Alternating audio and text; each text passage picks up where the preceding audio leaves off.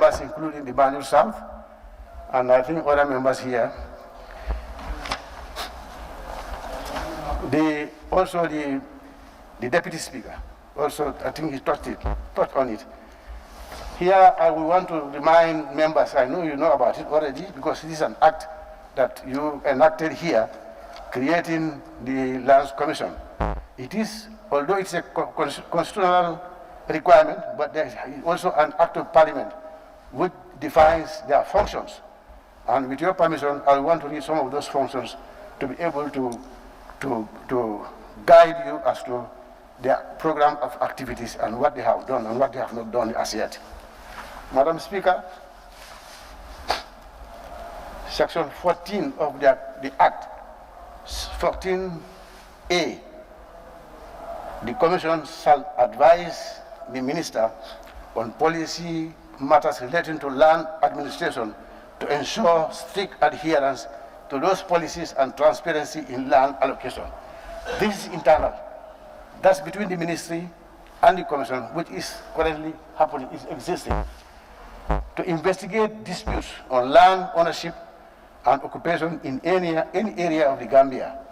This can only happen when there is a complete cadastral mapping of the country. And as at now, the Ministry has formulated a policy to undertake such venture, but our problem is we are still engaging partners locally and externally to be able to finance this activity. Unless that is done, this activity will not be noticed in the country. Subsection C, access land rent. Assess land rent and premium for properties within any area in the Gambia. That is also internal. That is between the Commission and the Ministry and the Department, which is also existing. Monitor registration of properties and inspect land registers and records. That's also internal. E, be responsible for all matters relating to national boundaries, including monitoring and reporting to the Minister, and to perform such other functions as the Minister may assign to it. Here, the experience with commissions here is the ad hoc commissions of inquiry, which hold public sittings. That's where people notice that their activity. And this, by the law, this commission is not one of the functions to hold public sittings. That is why the activities are not visible. But they have gone around the country, sensitized the people throughout the country, length and breadth of Gambia, regionals, and they held discussions with regional governors, the district chiefs, and some of the local authorities there. And they informed them that they are the commission, all disputes should be coming to them for possible investigations. And most of the land disputes that are around in the country are either adjudicated upon or they are before the tribunals. And in those cases, the Commission has no authority to interfere with some of those cases. One of the case point is, I will cite one or two. The famous Gunjur branding incident. This is a case, I think the Honorable Member for Combo South, that is a case that was decided upon in the First Republic, in the 80s. So that is something, it's an unfortunate incident, but nobody from the Ministry to the Lands Commission can interfere with that one. But when government saw it necessary, a task force was set up and to be able to determine the boundaries of the disputed area, and I think as at now, the report is being implemented. Also, on the Kuli West, this is a case between two villages there. My honorable elder brother will bear me witness that it was also educated upon in the 80s or early in the 90s, and it is already decided upon. All we could do is to assist to be able to identify the boundary and demarcate it. And he is also aware that my ministry, from the permanent secretary to both directors, deputy permanent secretary, and senior surveyors, were there on 2 occasions. I think they spent about 2 weeks, including the regional governor. And they were able to establish the boundary, and they already established the boundary. they installed the boundary pillars there.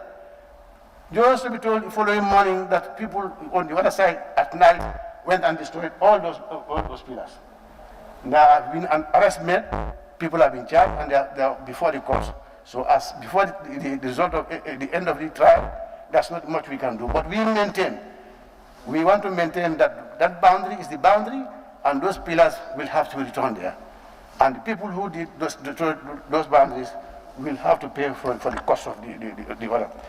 And also in Tumana, I think the member of Tumana also is asking for the same thing. This is also a case that is before the tribunal.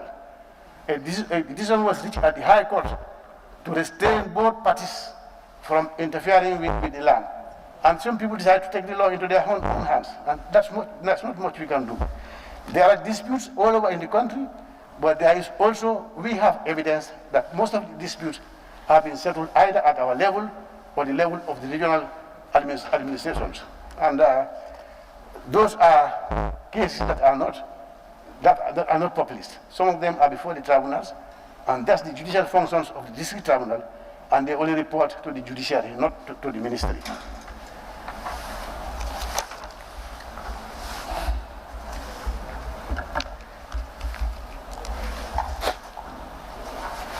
We also received some concerns about the closure of the Lumos. Yes, this is a very important component of the provincial councils to operate, but we also must bear in mind that most of these Lumos, almost 90% to 100% of them, are all along the borders. And the borders are closed, so even if we open the borders, we are inviting the spread of the COVID-19 into the country. And the purpose of closure of the borders is to be able to control the spread of the disease.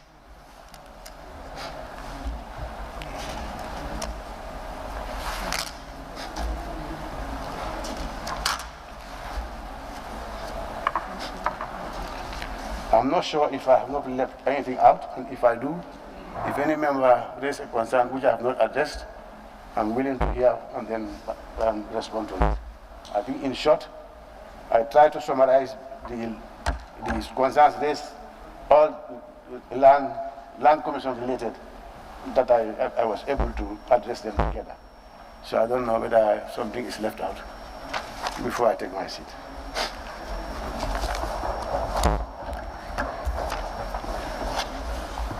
Since there is no other concern raised,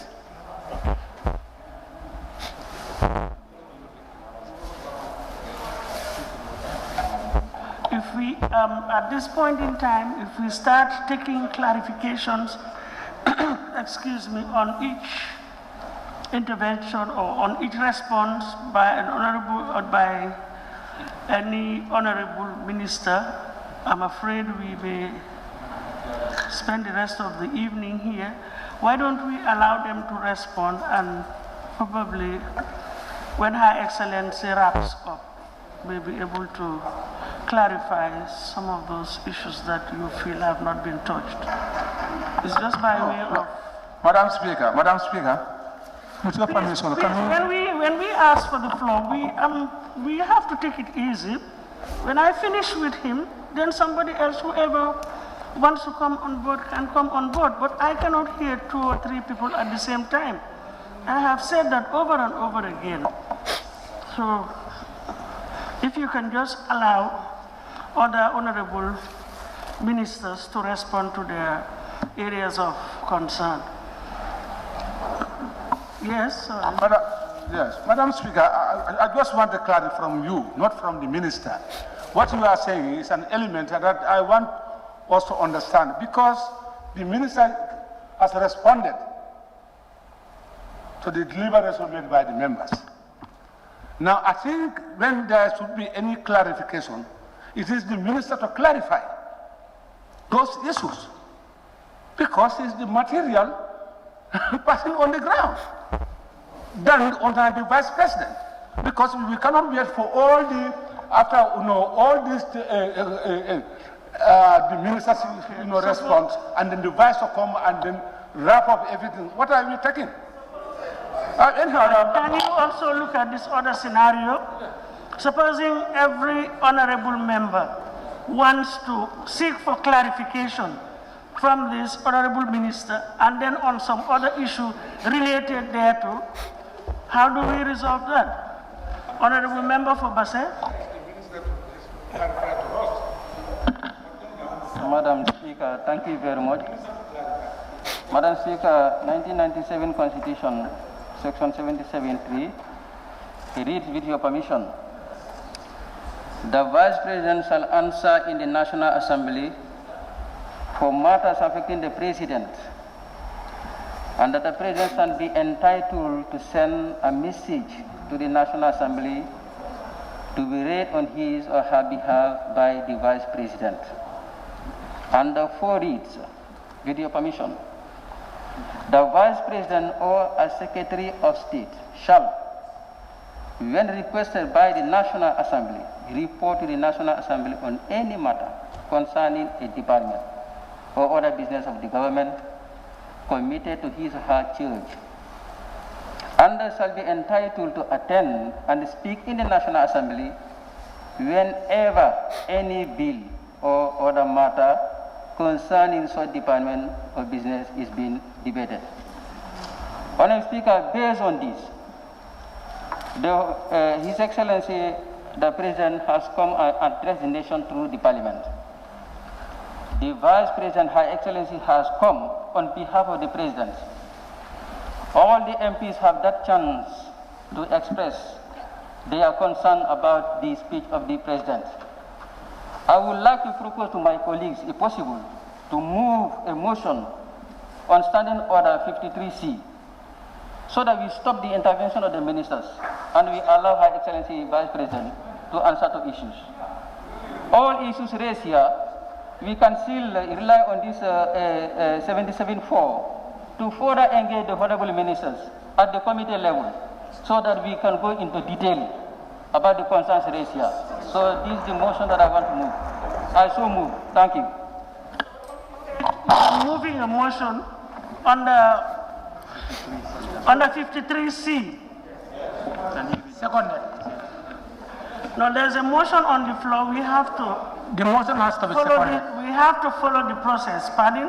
The motion has to be seconded. No, before we second it, let us read it and know what it's talking about. What it's talking about. It doesn't need a The motion. motion is a motions without notice. Motions which may be made without notice. And it's 53C. The following motions may be made without notice. C, a motion for the adjournment of a debate. Honorable Member for Basse, I'm referring to a motion. Honorable Basse. So the Honorable, you see, we have to be sure of what we are doing. You moved the motion, am I right? Honourable Speaker, if I can be allowed 53K. 53K. K. A motion agreed by the Speaker to be a matter of urgency. With your permission.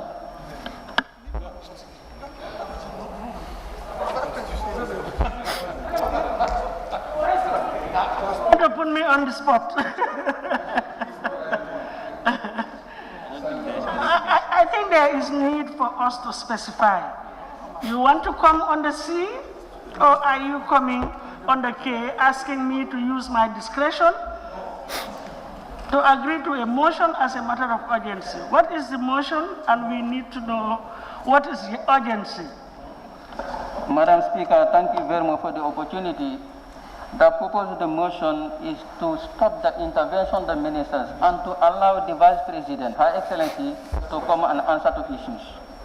This is the essence of the motion. And I so move. Thank you. And I will speak. Sorry, asking me to use my discretion to allow him, the honorable member, to move a motion, to allow him to move a motion to stop the adjourn the debate. Am I right? Or to stop honorable ministers from further responding. Is that what you're saying? Exactly. Further responding and allow the Vice President. Her Excellency the Vice President to respond to all the issues. Am I right? Yeah. Is that what you are requesting? The motion has been moved. You said you want to second it? Yes, second. Any seconder? So our central body move? Seconded. Seconded. Good. We'll get there. Let us just take it step by step. It has been moved and seconded that the Vice President, we allow Her Excellency the Vice President to respond to the issues that have been raised as opposed to individual minister responding in respect of their respective portfolios. Those in favor, please say aye. Those not in favor, please say no. No. No. So the ayes have it. No, the ayes have it. So, no, please. Madam Speaker, I think I am the, I think I am the, I have been the, I am the, yes.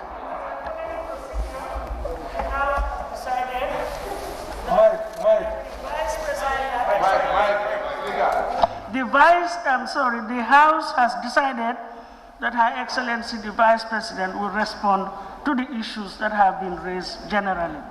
So may I now call on Her Excellency the Vice President to respond to the issues generally. Thank you very much. It's your decision. The motion was moved, not mine.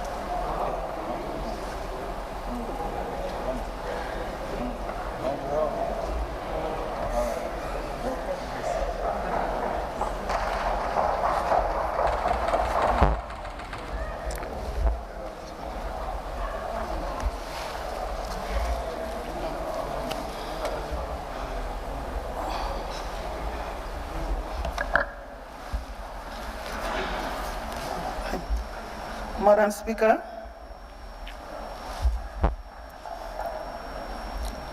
Honorable National Assembly members, Honorable Cabinet Ministers, all other protocols respectfully observed. Alhamdulillah Rabbil Alameen, Alhamdulillah Rabbil Alameen, Alhamdulillah Rabbil Alameen.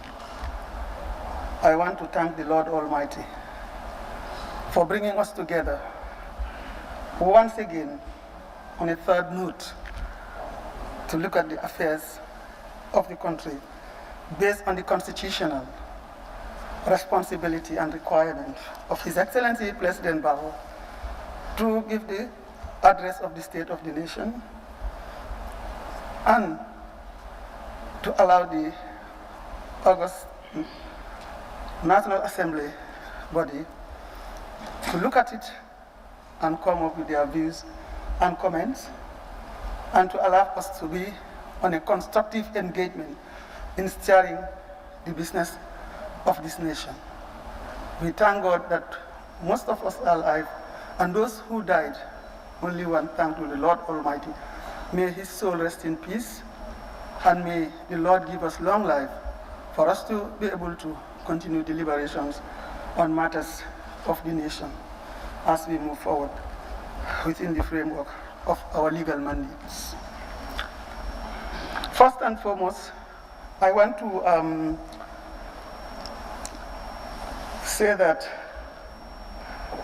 this debate has been a very constructive very positive, very useful, very eye-opening, and very objective process. From yesterday to today, the fact that we have come to the second day shows that there is great progress in this. And I want to first and foremost say thank you to all of you for making it possible within this situation to be able to sit down and look at the State of the Nation's report of His Excellency President Adama Barrow. I first and foremost want to congratulate all of you for the great comments that you have given and made of the report, particularly the introductory remarks and conclusions.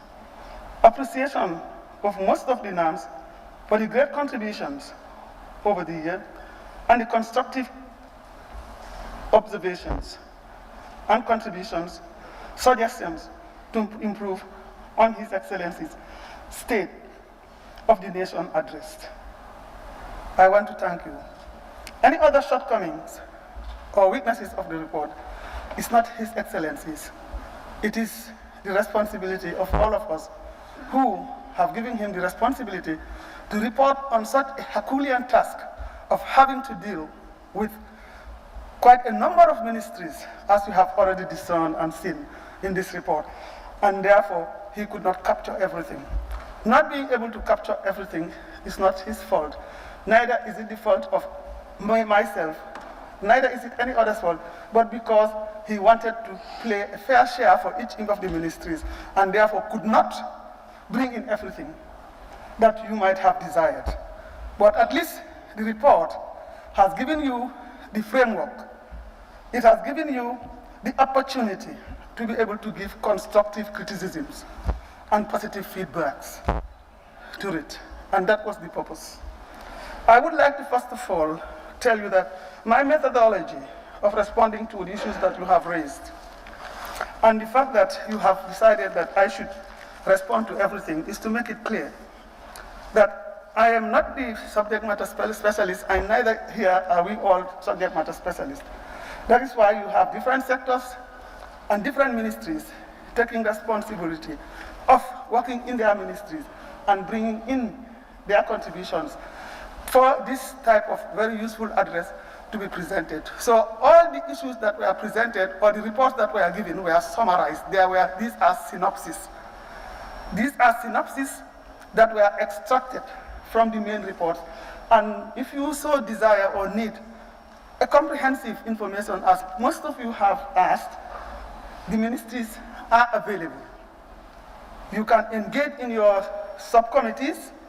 You can also personally, because you have the right to ask any ministry to give you information that is necessary to help you in supporting it or doing. And when I looked at the contributions, when I looked at the discussions, I saw a very positive vibe, very, very positive vibe.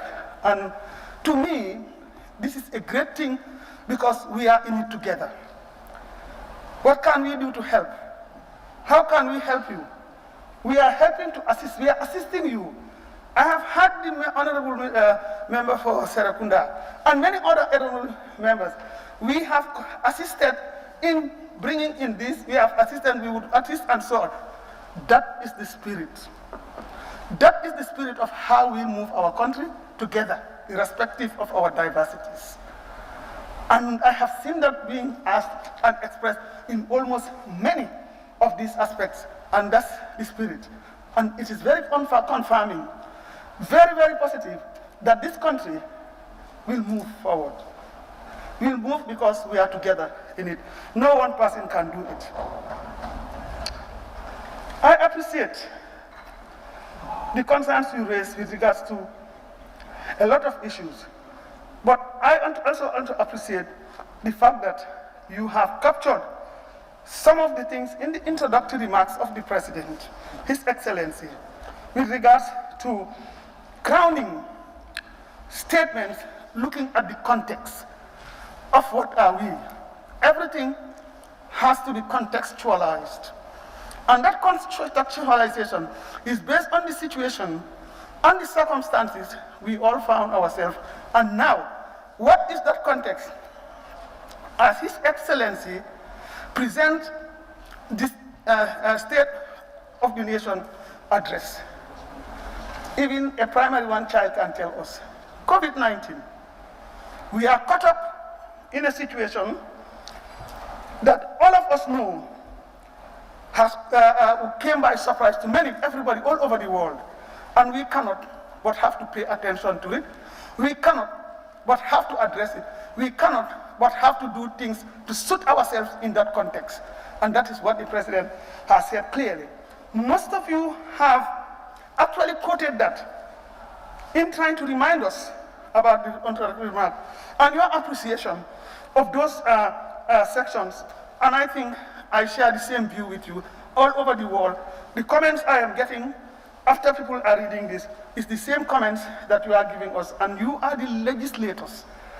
You are the people who should understand the context even much better, so that the issues you are raising, the critical issues you are raising, like less resources here, we are not giving focus to other attention to certain things. When the bills come, you will give them more money, you will give them more work guidance, you will support the Minister of Finance, you will support all other ministers to be able to do what they are supposed to do because of the effects and the impact.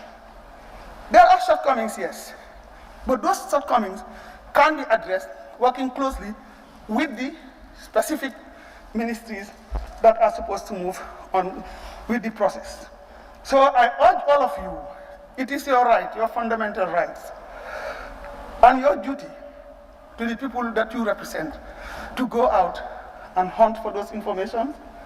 It is your right for you to go and engage constructively, because we need each other. We cannot do it alone, neither can you do it alone, nor can any other body do it alone. So we need each other, and needing each other means working together, recognizing the challenges that we all face, especially during the COVID context. And if not the COVID, there will always be challenges. But our job is to narrow those challenges and turn them into opportunities for people to benefit. And that's exactly why we are here. And I appreciate your constructive suggestions. I've taken so much. I'm going to write it again. So much. And I have picked up from your constructive engagement with some of the issues of sector by sector. And I will try as much as possible to respond to some of the information which I can give you now, but I will also refer you to the ministries who are responsible for giving the first-hand information. That is the reason why I felt this is your space. It's not, we are here, we are invited.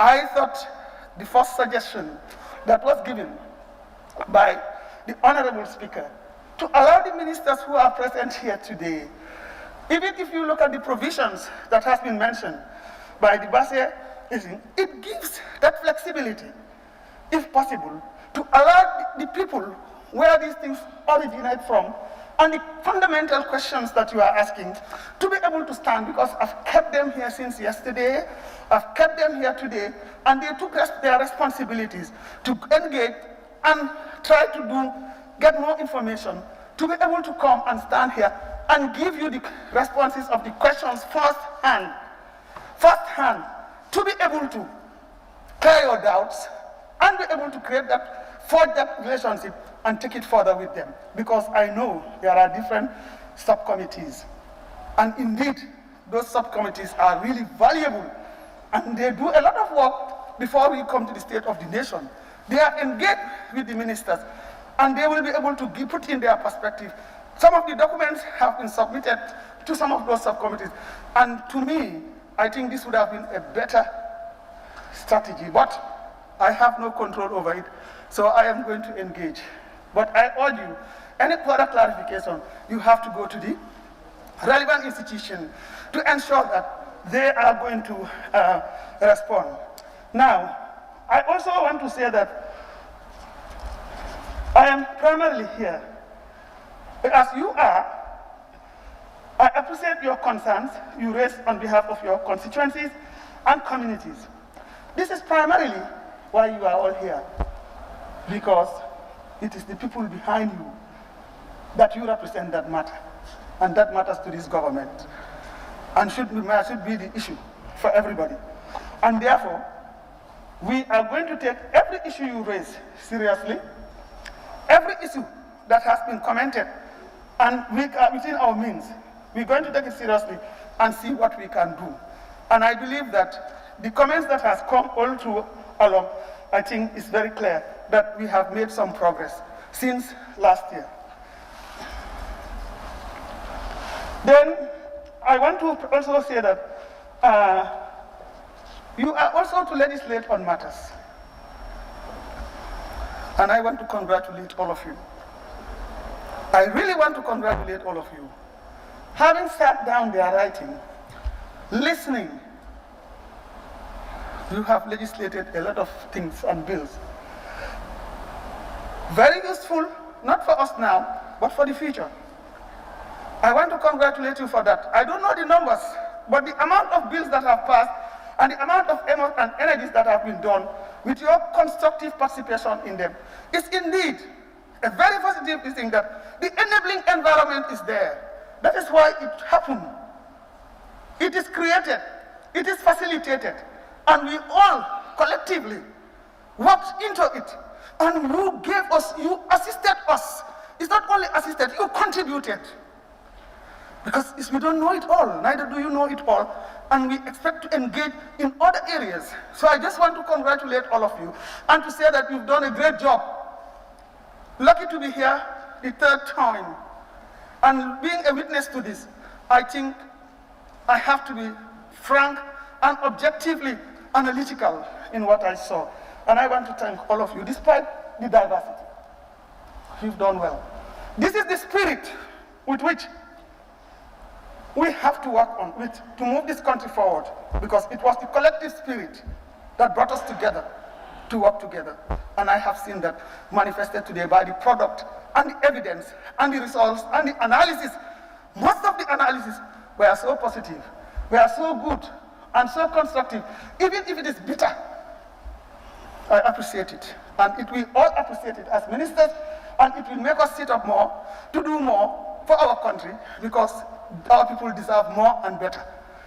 I am very happy also to tell you that you represent the voices of your people. We are also there to facilitate. That's why this government is facilitating every process for this. And these voices will not be left unheard through you.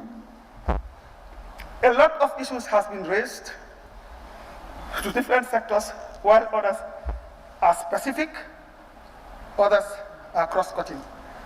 And even if you see from the way, all of you were looking at the State of the Nation's address by His Excellency President Barrow, you have been repeating yourselves, you have been calling on, and there are specificities, and this is what makes it beautiful. That shows that there is a concern, and we have to deal with it. I am also very happy to have my ministers, the ministers here, who have been sitting down, taking note, and they have done quite a lot of work. They have already come up with their write-ups. But as I said, since this is the way you want it, I will let them have it in their hands. And then when you are ready, you can consult them. But it would have been a better thing for all of you to hear what was being said about critical issues raised by individual ministers. Ministry of Health. The issue about the high rate of maternal mortality, the issues of women's sexual and reproductive health rights, the issues of the health sector has been raised quite a number of times. Yes, it is a concern, and I am happy that the Minister for Health has been able to, you have summoned him, he has come, he has given you a report, and he has said if you need more, he will work with the with the subcommittee on health to provide more. I don't think I have to delve into that. I don't have to, because he has given.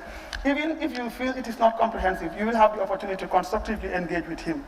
You have also heard the lands issue has come, which is a very contentious issue. But it affects every Gambian, whether we know it or not. It is a very sensitive matter.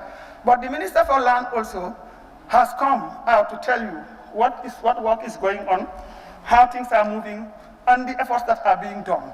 And a lot is being done, as you know. I would want to also inform you that before I go into the whole thing, what is a State of the Nation address? I had this Deputy Speaker, just to give context and to get into the main crux of what some of you have asked, is to state that the State of the Nation address is a constitutional obligation and yearly tradition wherein the executive reports on the status of the country, unveils the government's agenda for the coming year, and proposes to Parliament certain legislative measures where possible. We have seen what the President have done. It is a statement, it is an address, it is not a report. If it is about reporting of the executive, that is all the ministries giving a report, we will be dealing with almost 5,000 pages. So I want to make it very clear here that it is not a report. It's an address, a statement that tries to capture and encapsulate everything that was provided by the various ministries, because a circular was sent to all the ministries to get, and all the ministries that have their department, to come up with some report on what they had, activities they have done for the year. It is context specific. We have to understand it is context specific because we have done it 1 year, 2 year, year 3. So the year that we are talking about is context specific. And because it is context specific, we try as much as possible to make sure that we bring in. Of course, we cannot give you everything, and I want to make that any shortcomings is my fault. Any shortcoming is my fault. You won't be able to see everything there because all the ministries have to give in, and we have to pick up from each and every one of them to be able to come with this State of the Nation report. So some of the things that you appreciate, we honorable thank you for that. It is not ours, it is yours and ours and everybody's. Those that you feel are inadequate, please, the floor is open for you to go to the relevant ministries. If I don't answer it adequately, meet them, meet the ministers or the technical people, because we are supported by our technical people, to give you the main reports that are available to give you better insights into it. So I would take the blame and nobody else should take it, because we now learn. I have taken notes to say that we will see. But normally, the State of the report, the State of the Nation address takes 1 hour. And can you imagine, you have more than 15 or 20 ministries, what that means. So we want to. It is a speech made by the head of state to the legislature. The President gives the administration's view of the condition of the nation. It focuses on current political and socio-economic status of the country. He has done that, and I'm sure your analysis have shown you those things. He may not cover everything, but it gives a gist of what is needed, and anybody can build on top of that. And what we have taken note, I can assure you everything discussed here, notes have been taken. The permanent secretaries are here, our technical arm. I take my own notes, and the ministers are taking their notes. We will try to look at what we can do to respond to some of those lacuna that some of you have identified. We will also, security of our border posts under the Ministry of Interior. Actually, you already know that land, interior, defense, health are all concerned about the interior and also the communities. There is a technical body that is put together to look at those issues of borders. Particularly, the lead ministry with regards to surveillance and protection of the borders have been working seriously on it. The minister is here. It would have been better if he came and tell you exactly what was happening, but the process is going on, and I am aware administratively that a lot of work has been done and is going on in terms of that. With regards to the materials that you are talking about, because of the context of the circumstances we are in, COVID-19 subcommittee that was instituted by His Excellency President Barrow in response to the COVID pandemic has a multi-dimensional strategy that brings in all the relevant institutions, because we know COVID has different phases. COVID is affecting everybody, and therefore every sector has a role to play. One may be more important than the other because of the circumstances, but they all have. And in that body, when these issues come, they come up. We are all supporting health because it's a health pandemic, but it has social, political, and economic implications. And because of that, we want to help. Health is going to be the center of the focus, and that whatever resources that do come is all focused towards strengthening the health sector, towards facilitating for the health sector, and ensuring that we make things available and happening for us to deal with the pandemic strategically. That COVID subcommittee has had the Ministry of Interior bring its needs based on the analysis and the assessments that were done. And of course, the resources, this is a multi-sectoral approach. It has a multi-sectoral and multi-dimensional implication, and therefore everybody has to be given something to be able to kickstart. Now, the amount of money that was given has been put in those aspects, and the Interior Ministry was not left. There were, I think we've bought about 12 vehicles. There are so many things that have come in. A lot of these issues are based on their demand and request, and many more things are in the pipeline, but the resources are limited. So I think this is an opportunity for you people to know that the money is not sufficient, but we appreciate the gesture and the efforts you have made to make sure that this thing is appropriated for us to start the process. I want to appreciate you. We also know that all the other demands that are coming is dependent on that, including support from our partners. But of course, like all of you rightly said, we have to empower ourselves before we think about outside, but we want to express appreciation to our partners for coming to join us in moving this COVID within the development frame of this country based on the National Development Plan, and therefore COVIDizing it. What I mean by this is that whatever we do is thought of through the framework of COVID. We have front-loaded so many materials or support to support the COVID.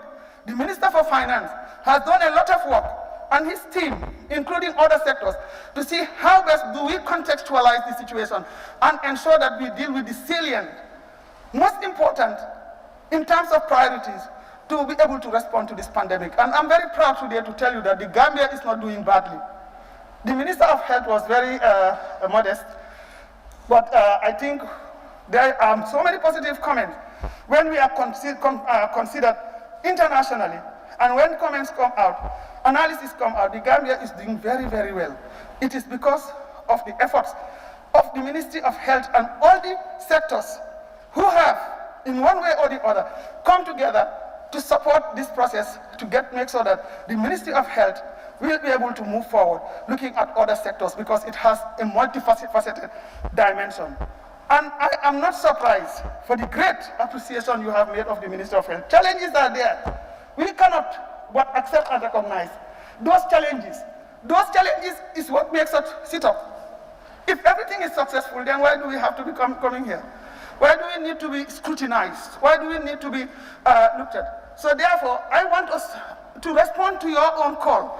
I think I have recorded it many, many times that there are challenges, but you appreciated the Ministry of Health. I don't know whether it is within the frame of this house, whether it is part of your procedures, for us to take time just to stand up and clap for the Ministry of Health and the frontliners that you have actually appreciated, to show the world that the Gambia is doing well because of those people who are behind us. If it is possible in the house, I want us to stand and clap for them, 1, 2, 3, to show the world, because you have said it. You have talked about it, if it is not within the frame, but I want to appreciate and say thank you for you accepting and understanding and recognizing the efforts of the healthcare workers, the Ministry of Health under the leadership of His Honorable Samate, and all the other ministries that have supported them to reach there, despite the challenges. I know it's not easy, but they have sacrificed their life. For those that died during their services, may the Lord Almighty give them Jannatul Firdausi and be recognized forever in the history of the Gambia for laying their lives for COVID. I think your appreciation of that shows how much this government has given emphasis to deal with the COVID pandemic. And I thank you all. We are all in it together. environment, a lot has been said, and the minister has prepared himself, but what I can respond now here is the environment is moving forward. Last year when I came here, they were building a headquarters in the center of animal kingdom.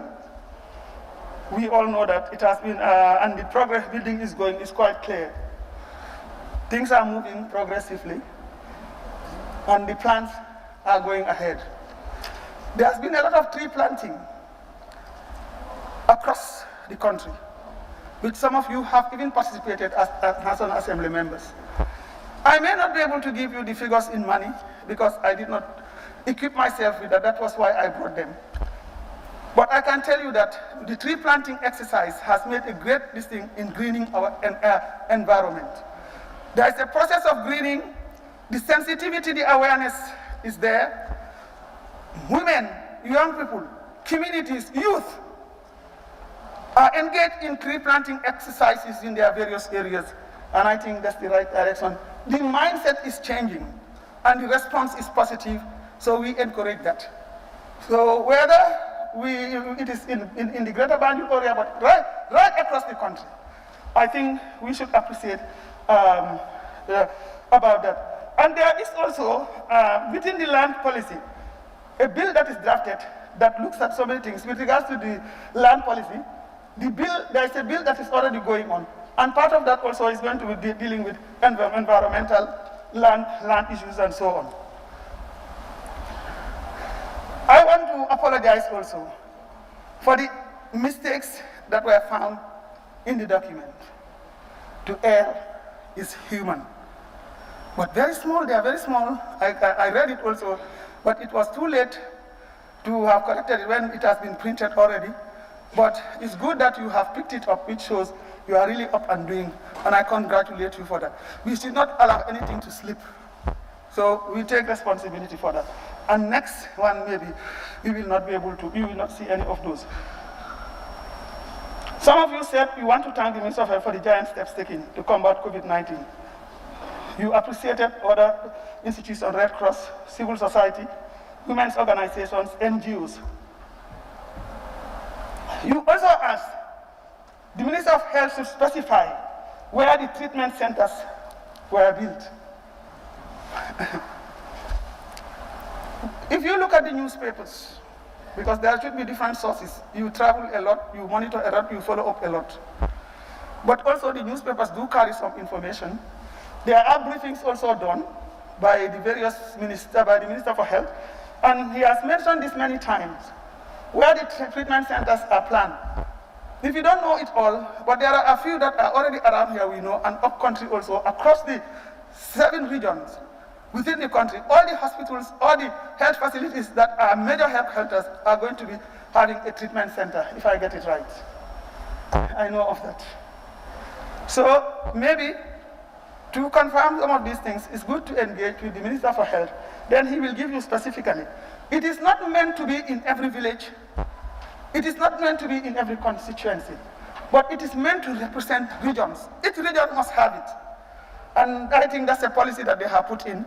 And where the hospital is a big facility, they look for extensions where they could do. But we pray to the Lord Almighty that COVID is not, we will have those preemptive measures, put those things in place to mitigate. But we pray that COVID does not progress to the point that we have to start looking at where things are going. And so far, so good. We thank the Lord Almighty. God is great. But why is it that we are not doing badly? It's because of what you are wearing. Washing our hands with soap and water. Social distancing. Trying to avoid crowds. These are the things. Let's keep on that and support each other. Let us recognize that and respect each other and support that. We will all be safe. That's the first step to do. Then there is how do we create room for you to start business in their areas. The Minister for Trade would have had come up with a beautiful write-up to show the number. You have the YEP project. You have all other projects that they are doing at the Techifi is here. You also have other projects and youth training centers, employment centers to train the youth. Because let's understand the characteristics of our youth. It's about they are over 60% of the population. They are vulnerable for the fact that if you are not educated, it's very difficult, and the chances, there are challenges that are faced, even for those who are educated and those who are not educated. We have to recognize those realities and accept them to be able to address the issue of youth, employment, education, capacity building, skills. But we cannot afford to say the youth need it, this is, why do they accept? There is dignity in labor. Take what you have until you get what you want, but work towards it. There is nothing wrong in preparing a plan. Preparing, the Ministry of Trade is doing that. Ministry of Youth is on it. You have Ministry of Education, you have the Ministry of Women's Affairs, you have agriculture. It's a multifaceted dimension. Wherever you go, you have youth as a cross-cutting issue. Just you have women's issues as a cross-cutting issue. So that whichever ministry is going to deal with these things, there should be a policy in place that is going to help address the capacity issues in the areas these young people want, that is going to address the job issues that these people want, and to move forward with the process in terms of let them have something to keep them. Look, carrying loads to go to the up and down and earning $3,000 at the end of the day. There are some people in the civil service who don't have it. You go home with dignity. You are young, you have exercised your capacity as far as you can. And even if you have left school, and before you can find anything, you find a job like that, why don't you go and work, get it, and help yourself whilst you are looking for? We were all students, and when we left, we did a lot of jobs before we became who we are. So dignity in labor has to be respected, and to inculcate in our youth that you aspire high. Nobody is telling the youth not to, and we are doing everything we can to have the best quality, because they are the ones to graduate to adults. This is the social capital that we need. But with the current situation, take what you have until you get what you want. And we must not politicize the issue of youth at all. We must not politicize it, because everybody wants your child to get the best. But in the absence of everything, take what you have to move forward. This is the reality on the ground. Because what you need is to live in dignity. What you want to do is to be able to solve your problem. What you want to do is to move and self-actualize. You may earn that money to go to university. You may earn the money to go to college. You may earn it to start a business. These are some of the things that are needed. So the young people, please engage this government, and all the members who are representing you have the best in their minds for you. They will do everything that they can. But don't sit down when you see an opportunity. You can use your dignity to get it and move. We don't want people to steal. We don't want people to adulterate. We don't want people to go around doing certain things because they cannot even buy bread or butter. They cannot buy soap for themselves, even slippers. So if you can go and do something and buy it and not be disappoint your parents, it's better. So the issue of youth, I think resources will be galvanized. More resources will be given, and there is efforts in the Ministry of Youth, the Ministry of Women's Affairs, and so many other relevant institutions that are coming in terms of that. The job areas, Ministry of Trade is doing a lot. There is need for access to resources, you said, roads, fertilizers, agriculture. Yes, agriculture is one of the most important, and I appreciate the fact that in order of your analysis, everybody agree with me that there is a consensus that agriculture is a very important pillar in our country and in our livelihoods, and we must give it the right decision. Again, a lot of efforts are being done. Last year, if we reflect, quite a number of issues were raised, and now if you come to tick the box, a lot has been done, but still we have challenges. And COVID has come to make it worse. It has come to make it worse, And therefore we have to go back to the drawing table, to the drawing board, to say that fertilizer has not reached people from what I have captured. We may not be perfect, but quite a number of people have acknowledged that fertilizer, they've received their fertilizer. Some received it on time, some it was a bit late, and you have raised those issues. That's a fact. That's the reality on the ground. We have to acknowledge it. But then to say that nothing was given begs the question. So I want to say that more needs to be done. The Minister of Agriculture has taken note of all those things. He has taken note of the information that has generated from here regarding agriculture, and will do her utmost best in the ministry with her team to make sure that they will be able to move forward with the process. There was the issue of clarification required for why young people did not receive their food package, tickets, etc. were seized during the distribution of their tickets, during the distribution of the food. Let me just put you through to the issues that you raised, which has come out quite a number of times. And it's important that so that I want us all to be on the same page, to be able to discern and appreciate the amount of work that has been done in terms of what is needed, in terms of that is going to be tied and linked to the NAFA Quick, because it has to do with the NAFA Quick, the disbursement of those foods and the money package, and so on. Quite a number of questions came. The technical people have empowered me with the right information, and as the head of that section, facilitating, having a policy direction, I'm there to guide the policy and to support the process. But each institution that is implicated in this is within a different sector, and my duty is to facilitate. And I want to first and foremost say that it was a very, very successful exercise. I have gotten it from the people across the country.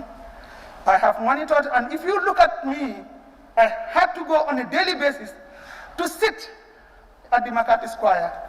It is not because I don't trust the people doing their work, but I wanted to see the way things are going on, and to ensure that there is what we call social auditing. You don't go and say, give me the numbers and so on. I'm sitting down to observe. I'm watching and I'm looking, and I want to make sure that whatever we put on the framework is going to work. So let me give you first the NAFA Quick cash transfer. At the same time, tell you the methodology and the strategies that we used in reaching out to such a large population who really appreciate this thing. The government of the Gambia, in collaboration with the World Bank, initiated the NAFA Quick Cash Transfer in response to the dire need for humanitarian assistance to poverty-stricken communities in the Gambia during the COVID-19 pandemic. It is not saying not everybody is poor, but poverty-stricken. We have degrees, we have to put them on the ladder. The project is implemented by government through NANA, under the Office of the Vice President, Department of Community Development, Department of Social Welfare, under the Ministry of Women, Children and Social Welfare, and the Department of Community Development under the Ministry of Land and Regional Government. The NAFA Quick Cash Transfer is premised upon the backdrop of government's initial universal in-kind transfer that targeted nearly 80 households to mitigate the impact of COVID-19. The NAFA Quick is targeting approximately 83 households in 30 districts, covering all the districts in the Fonyis. So that answers the question that the Honorable National Assembly from Fonyi asked. Lower River Region, Central River Region, Upper River Region, and one district in North Bank Region, Sabah Sanjal. 20 of these districts were selected based on the interrelated household survey 2015 to 2016 data by using the highest ranking headcount poverty rate plus poverty gap rate with the prevailing COVID-19 situation and additional 10 other districts covered by the social registry under the social safety net project were added. So you can see what we are doing is we are gradually building. You cannot provide everything. The spirit is very positive, I'm telling you. I listen to you and I know that we are going to get there. The spirit is positive. You want everything for our communities, for our people, for the poor, and even the rich. We want them to be, because there should not be any exclusion, but we have to have affirmative action. Everybody has their challenges, but we have to prioritize, and that's what we have been doing. This was the reason why it started from 83, the districts, and then now we are increasing the districts. I want to assure you, I don't want to say it now, but then we are going to cover the whole country if we can. But we have to sit down and plan. That is the ultimate plan that that's what we feel. This is what this government wants. Everybody to get out of the challenges. We feel it, we understand it, and we know it. With you people now coming with all the information, telling us in a very constructive, critical way, is in itself the best research we can do. That's why when I come and take my paper, I'm writing. Because I know you have said it. You have said it. The NAFA is providing universal cash transfer of $1,500 per month for a period of 4 months, covering the anticipated COVID-19 period. The transfer will be payable in 2 installments of $3,000 in 2 months interval. These are rapid responses. We already know when this thing came in, some cannot even buy food. Some cannot even go to the hospital or could not understand. And we know that there are people who can afford it. Today, the scenarios that were shared here, yesterday and today, with all the information that is given, shows how challenged we are. So it is our duty and responsibility for all of us to come together and work on them. It's not about this government, it's about this legislature, this place, because you are all here in your own rights, representing different people, different backgrounds, and the diversity is what makes it beautiful. So this is what it is. And inshallah, those of you who feel that maybe your constituency or your villages, communities are left, we will do our best.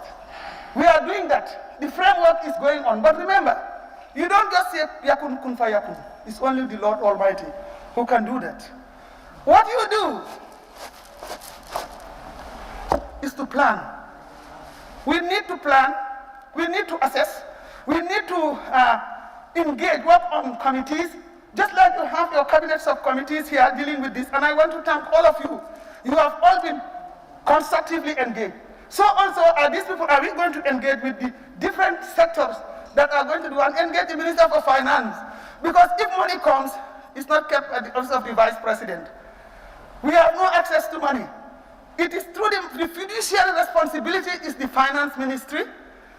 It is the one that is the custodian of any support or money that comes, and it prioritizes based on the framework and the portfolio that it needs to cover. So when it comes and it says give it to the people, we have to prioritize. And I want to assure you, we will do our best. Our UN partners are here. The international partners are very supportive. They know this is a global pandemic, and we are challenged, and they are ready to work with us, and are willing to do so. We also know that the pandemic has economic and financial implications, whether we like it or not. You are raising issues about from 6% to 2%. Of course, if the borders are locked, markets have been given short time to open. Some shops are even closed. Some livelihood strategies have been completely locked down because it is about balancing the act, life and death. Do we need money? Before you can go out to look for money, you need to be healthy. It's a pity. I can use myself as an example. I suffered from COVID.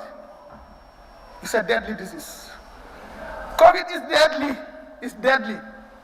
It's not that I was asymptomatic. I had it. That is why I was just lucky to be supported, to get the right support, the right time, and to get the right team around me. But it's deadly. When you are in a situation like that, even if they put $1 million out there, you don't want to see it. You are thinking of how am I going to stretch my legs and hands to be able to walk. Yes. So what happens is that those reduction financially has to be reported. We are transparent. We don't want to pretend. And nobody should pretend about the impact and effect of COVID. It affects everybody. If the Minister of Finance did not do it, I will challenge him. The President will challenge him. Others will challenge him, because we all know that closing all those things, the business environment is going to be sunken. The business environment will not work. People are suffering. We know that. But it is worth the suffering for us to quickly respond effectively based on medical advice. It's not because it was intended to all our families, our business people are running here and there to fend hand to mouth. Everybody here, one way or the other. So why do we have to make sure that things are unnecessarily difficult? It's about life and death. It's about the economy. It's about balancing the act to make sure that the Gambia will be able to stand up to this. The challenges are great. The challenges, let no one fool you. The challenges are great. That's why we have to work it together. The government has a role to play. The private sector has a role to play. The legislature, the judiciary, the individuals, the partners, donors, is a holistic approach. That's why they say it has to be coordinated, it has to be, a global strategy has to take, and then looking at our context specificities. So the 6% to 2% is real. It could even deteriorate more, but we pray that it will not happen. You know why? A lot of things are put in place. The statistics are improving. But let us continue to respect the regulations that are specified.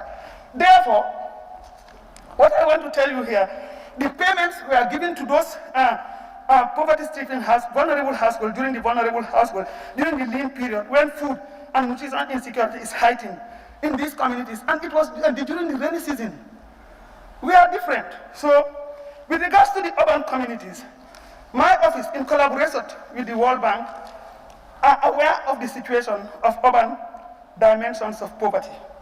I have within the Greater Banjul and the Greater Congo area, I have done studies on that, and I think I may be among the first people who was saying, why do we have to say rural poverty? Poverty cuts across different sections, and you have different dimensions of poverty.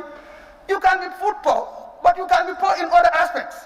You can be food rich, and others are poor in other aspects. So we must take a holistic approach, and using the human rights-based approach. Even there, everybody has that right. But then we have to prioritize. We also have to understand that there are people who are more vulnerable than others, and there are other things that are there, but it's not because we are discriminating. How can we discriminate? We are not. What we are trying to do is to make sure that we start from where, and we start with what we have first. You protect, you prioritize, and you have to selectively focus on where the vulnerability is very high. But now the vulnerability has spread. Even those who are not under the vulnerable group are now within the vulnerable group. Even you people may be under the vulnerable groups. If you make another study, that will happen. Because things are not coming, we don't have anything, we all go to the same market. You talked about fish, $500 a fish, for everybody goes to the market. How many people can buy it now? If you take $500 for fish, you want to cook for 15 people. What next are you going to put there? We are all aware of those things. So the issues you raise are very real. And this government is sensitive to it. And we are going to look at it. I wish my ministers were allowed this space to come and talk. Then you will discover a lot that is going on. But as I said, the opportunity is there for you to go and meet them. They will give you the information. I've told them to prepare the report based on the questions you have asked, so that when those who ask for it could go, and then it is submitted to the subcommittees. A further new initiative has recently been launched in July this year to undertake a comprehensive assessment of urban poverty with a view to targeting the most vulnerable population to cover the rest of the NAFA Quick Cash Transfer Support window. We've discussed it. It is ongoing. But the assessment is done. The social registry is generating information. The Gambia Bureau of Statistics is the institution responsible, working closely with other data sources to move it. So we cannot alienate our principal institution. But we also know that context specificities and context studies are there, which is why we have certain registries. And the social registry is very important because when we generate and finish that registry, if I click Honorable Wuli West, I will see everything about him in terms of his demography, and we will be able to support in doing a lot. For example, these are the things, progressive digital and technological advanced strategies that this government is trying to bring in to join the global world, not to be left behind. We are a country of our own, and we need something better for ourselves. And then you have the rest of the country rest of the country with the NAFA quick cash transfer support window. We are negotiating that. Already, an international consultant has been identified and hired by the bank to undertake the necessary studies with our local people. We've been emphasizing that. I have always been emphasizing that nobody can do it for us if we don't come, if we don't tell them. We need to leverage from our pool of social capital, but we also have to understand that we cannot do it alone. We need the support of international community. We need to look at the best practices. We need to engage others to work with us in order to bring authenticity and standards. That's why they do peer reviews, and the experts are here sitting. You've been there, you've seen what is happening. Because when people come to look at what you are doing, they assess you and look at that, and then they can associate themselves and see this is how we can move it and do that. So these are some of the things to generate the relevant data and information of our social protection and safety nets next country program cycle. You have everything that is done as a program cycle. Now, these program cycles have to be well thought of. They have to be well researched. They have to be based on statistics and information, so that at the end of the day, what you need to do here is when we come and roll it out, it will be sustainable. But to say it should come out above everybody gets it, it's not possible. There's nowhere in the world that it happens. No government can boast of that. So the concerns are very genuine, they are pertinent. We are aware of it. The ministers are here. We are here to serve you. We are here to work with you. We need to do it together. We cannot do it alone, neither can you, neither can any other body do it. We need to work together with all the necessary partners to do so. Honorable Speaker, observation. Honorable? Observation. Yes, sir. Yes.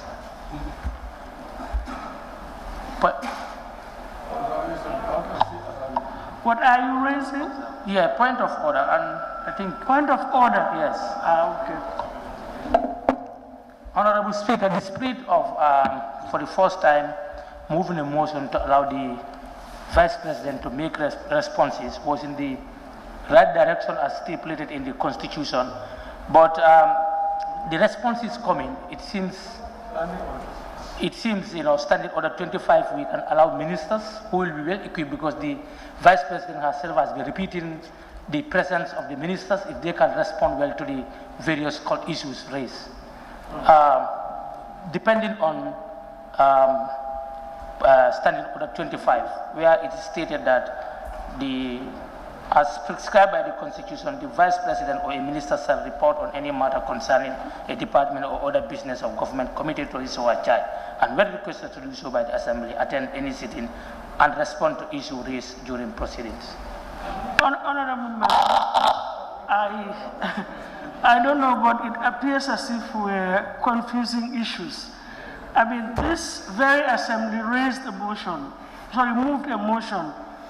For the ministers, they had already started giving their responses, but halfway through, a motion was moved to allow the Vice President and to stop the ministers.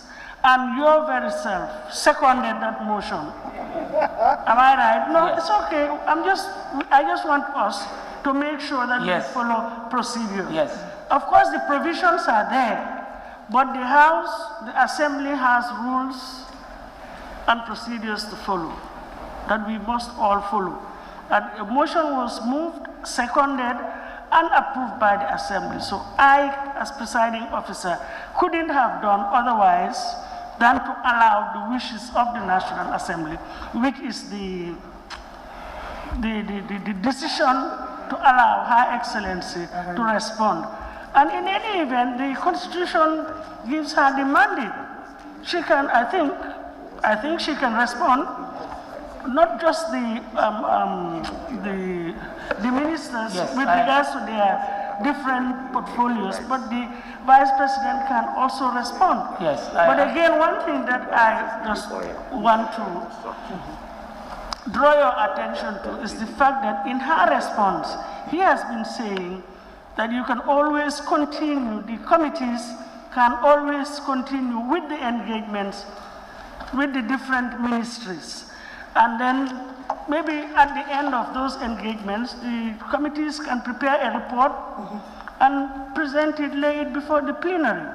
So I don't think anything is lost, but we may take, I think we're in order so far. Yes, Your Excellency, please, can you just allow us, we just want to sort one or two procedural matters.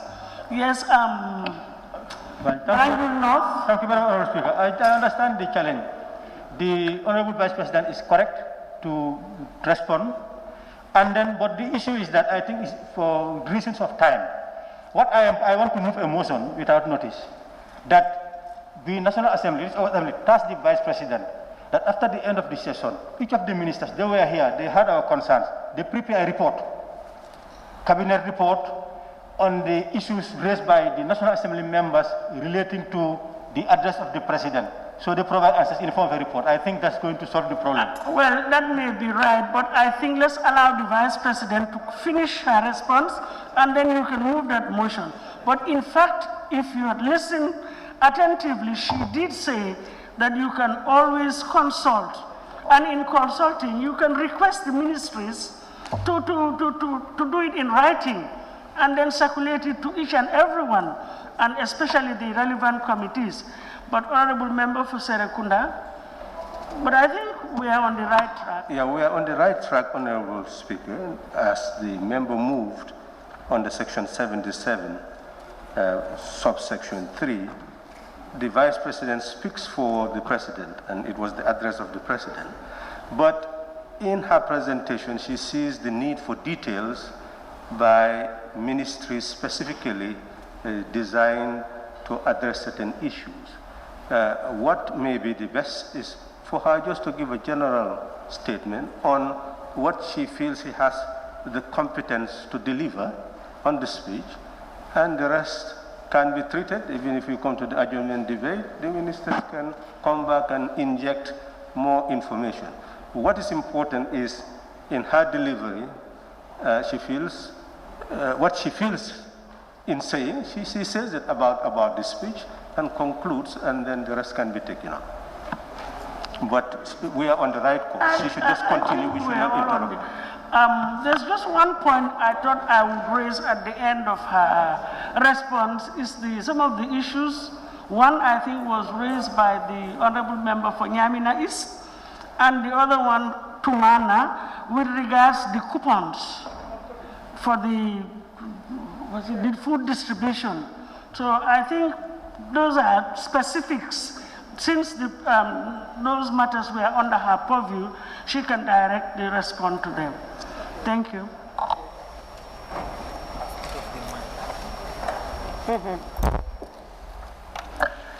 Thank you very much for giving me the opportunity again and for coming to conclusion on the matter.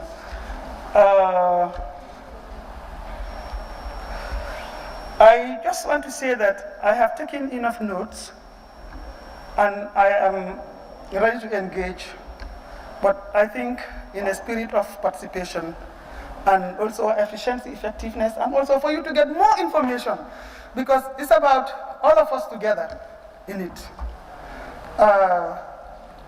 This is a very positive session that has actually x-rayed a lot of issues within the framework of institutions that are governing what we're doing and the efforts to make it better. Of course, you have given us credit in many ways, but also you have raised some fundamental issues. And I think it is better we try to address them strategically and move forward. And I want to refer, I hope it is in order. When the comment came to say, we have assisted, we have supported, we have worked together. I think you have the capacity in different areas, in different places. So if all those capacities are coming together to help to move it, to make it better, then it creates ownership. And it is that ownership that is high on the agenda of this government, to make sure that everybody identifies with it, so that we own it and see how we manage it. that is what it is. So I want to talk about the coupons. The coupons, with regards to the distribution, as I said, there is what they call social accounting. There is this whole debate about addressing corruption, and I think there is going to be an anti-corruption bill very soon. And so many malpractices that may happen because of this way the systems are built, or because of the lapses that do occur. We are not blaming anybody, and it's not directed at anyone. But we have to acknowledge the fact that we are under capturing resources. We are under utilizing our capacity in terms of what has been done. You may give 500, and then because we are not putting in systems in place that will be accountable to give you that this is the 500 you brought, instead 400 is reported. So how do you make sure that you give? It was a best practice put together by the NDMA in collaboration with all the other relevant institutions, supported by the Ministry of Finance and everybody, to say that this is going to be a magnitude of a scale that has never happened in the Gambia. And to address this, we need to have mechanisms that will be able to create a better social accounting, because we're going to reach people, and we may not be there, but if we are able to put the structures in place, we have the system in place. So even where we are, actually, with the coupon, if the data goes in and you have the software, you will know who received and who did not receive. So sometimes there are forgeries. You may have supplied, and then that receipt was there and it's replicated. We don't know. People do it. Let us acknowledge the malpractices. Let us acknowledge the challenges. Let us acknowledge the facts, and then we move forward. So that was why the coupons were given, and it is given in good faith. Now, what happened? There were times when we started the process, and they went out to sensitize the people to take their names or to work with the givers to get the data. It was not adequate. So they had to work through the traditional system and the local government areas. The governors were involved, and the local government authorities were involved. So we sent in technical people to work with the governors and their team to ensure that we work with like you have said, we need to work with the local leaders. The traditional system must be given the opportunity in our governance. They were brought in because these are the people who know their communities better. They know the household, the number of households. The work I have done in the Gambia have shown me that we have professors in there who know everything that they are given to be responsible. And that we should respect and recognize that capacity they have to improve our governance systems. So when they are collected, some thought that they are coming to take their names to use it for politics. That was some people called me to tell me, look, these people have come here. They said we should give them names and the number of people we have in the house. This is what you need to determine how many bags of oil, how many bags of rice, how many bottles of oil, and how much sugar you need. You need the statistics. And to generate the statistics, we need to do a head count. Now those head counts were done, and then when they were completed, it was generated into information and coupons were derived. It was the ministry, it was the printing department that was responsible for the coupons, working closely with the NDMA and all the other relevant institutions. Even the security was involved. So it was a very tight system. And we wanted to ensure that we do good for the population. Well, there might be shortcomings, but as I am speaking to you as it is, the number of people that received coupons And and the number of food distributed has exceeded 90 at the moment. It's a Herculean task with the roads, all the challenges you have been mentioning here, accessibility, transport, vehicles. We have started to do, we got to understand the challenges we have when we wanted to get these things, all these things from one point to another. Even the road, some vehicle will tell you, I'm not going to those areas, they are not good. I won't spoil my vehicle. What can you do? We don't have it. The private sector has to be engaged. So these are all challenges. Whatever shortcoming is there, we want to take responsibility. Because some of them refused, that was what brought in what they call the supplementary risks.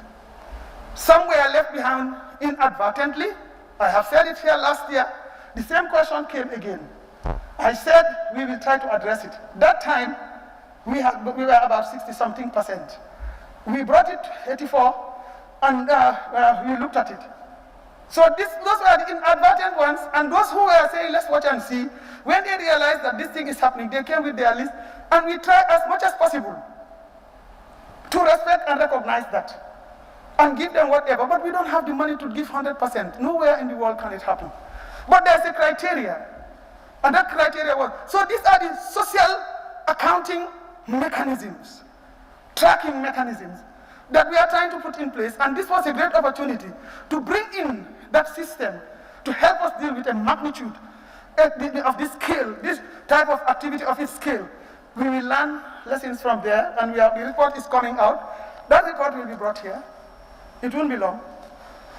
We will bring the report, we'll bring the COVID report, interim report, and so many other things. After it has taken a process.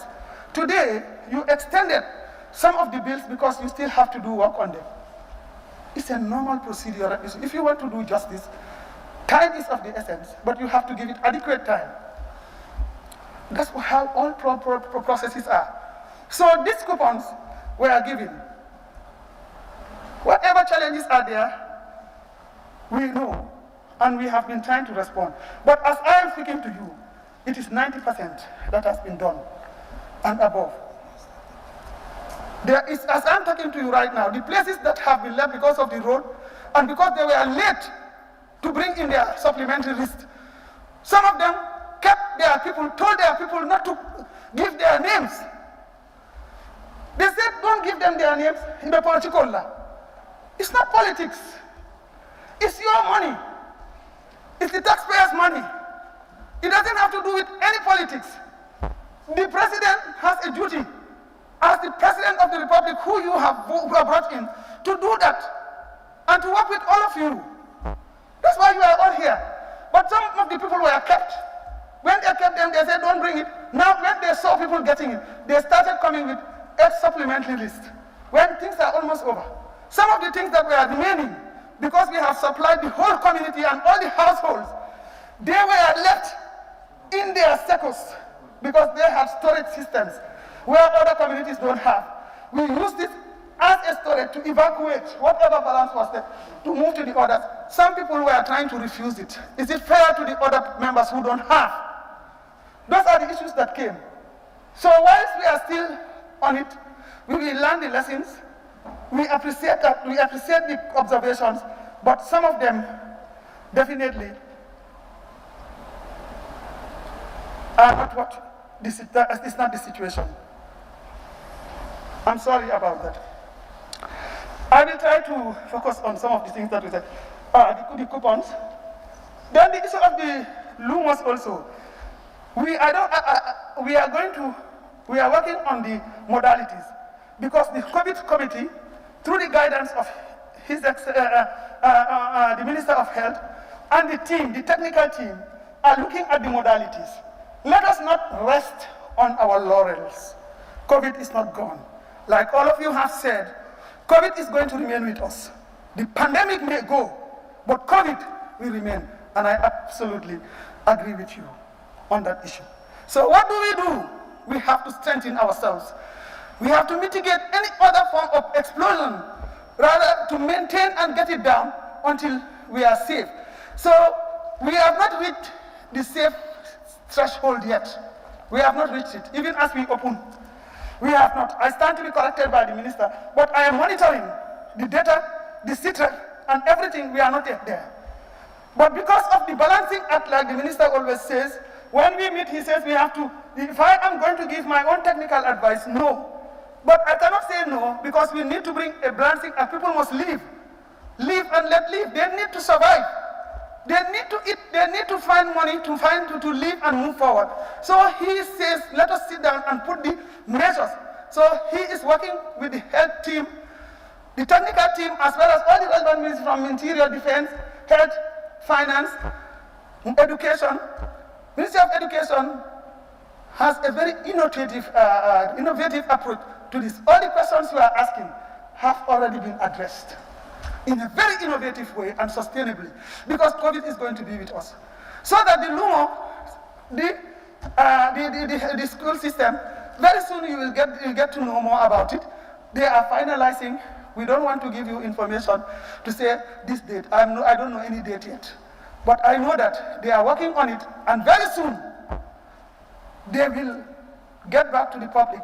An announcement will be made so that everybody, but it would come with a robust control system. A robust system that will protect all of us from contacting the virus and protecting others and making the Gambia better whilst life goes on. This is what we all want, because everybody is suffering. We know that, but we have to make decisions and choices. And these are not anything that has to do with this and that. It is about life-saving strategies and also blending it with the economic strategies that we will be able to have our livelihoods. They will come up very soon on that. Ministry of Trade and all these things are now out on that committee. You have the Interior. I'm just trying to pick up those that I think are the questions that are asked. He said, how can we help women to acquire skills while they are working, so they will continue to be productive? There was this stimulus package that was raised about with regards to Minister of Finance. Of course, he has been working and he has been guiding us, and I want to say thank you to him for being able to work with you people, because you are the people who actually approve. You are the approving officer, this thing, and making it happen. He comes with the technical information, he gives it to you, then you analyze, debate over it, and then move forward to say whether this should be or not. From your analysis, we know that you have done a lot, and we want to tell you we need more. More is needed to do it for the population. The Ministry of Health, the ministry, all other ministries that are supporting the COVID, water is a key issue. We all know that we are among the regulations all over the world, water and soap. It's a key issue. So we need to have taps. It should be a moment of turning our communities for the better. And this government is doing that. You remember a few months ago, the Minister for Fisheries went around with the Minister for Women's Affairs to go around and inaugurate some water taps, water pipes that were donated and were under a project. And he has also requested for more under the COVID project that we want to cover. This is a life-turning moment. Things that are going to be sustainable, things that are going to be lasting, and things that will change the livelihoods and quality of living of the people. That is what this government is looking for, and what each of these ministries are trying to do by looking at the relevant funds coming. So when they come, you scrutinize, you look at it, and see what are the essential, the basic. We have to prioritize. That's why I said this State of the Nation address is context-specific. And because it is context-specific, we have to give priorities to certain things that will make us survive and live.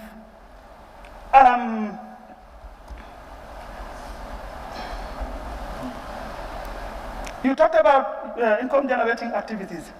What is the post-COVID plan, or what's the post-pandemic plan? Because COVID will remain. COVID will remain, but the post-pandemic plan is being done by everybody. The National Disaster Management Authority, including the Minister for Finance, Trade, and all the other concomitant sectors are all coming together to look at that and how this is going to inform the financial plan and our development plan in terms of how we move forward. And that subcommittee is available already for building resilience, etc.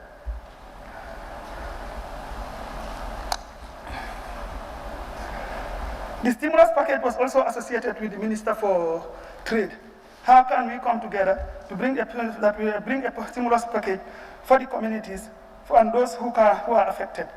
Everybody is affected. I'm sure they will think about that. Part of the plans that they have in their policies, a lot of things are coming. They are working closely with it. There's a lot of consultation going on. I think our biggest challenge, as far as I am concerned, I may be right or wrong, is communication. If we are communicating, if we are able to, you are coming. Communication is not a one-way business. If I don't come, you come. If you don't come, I come. So that's how it is supposed to be. So that if you need information and statistics, let us not build it on assumptions or try to make our own trajectories based on what we want to do when it is not so. It is when it is not so. Find out, come with the suggestions. You came with brilliant. I have made a checklist of everything that you people have said. So I will flag it out when we meet to them so that they have a look at some of the things that were there. You talked about the Labor Act. Of course, it is long overdue, and I think that one is going on. Already, you know, there's a lot of work being done in terms of the labor, even the work center, and a lot of improvements are going on. We are trying to deal with a lot of the things according to the law, and I think the Minister for Justice can attest to that.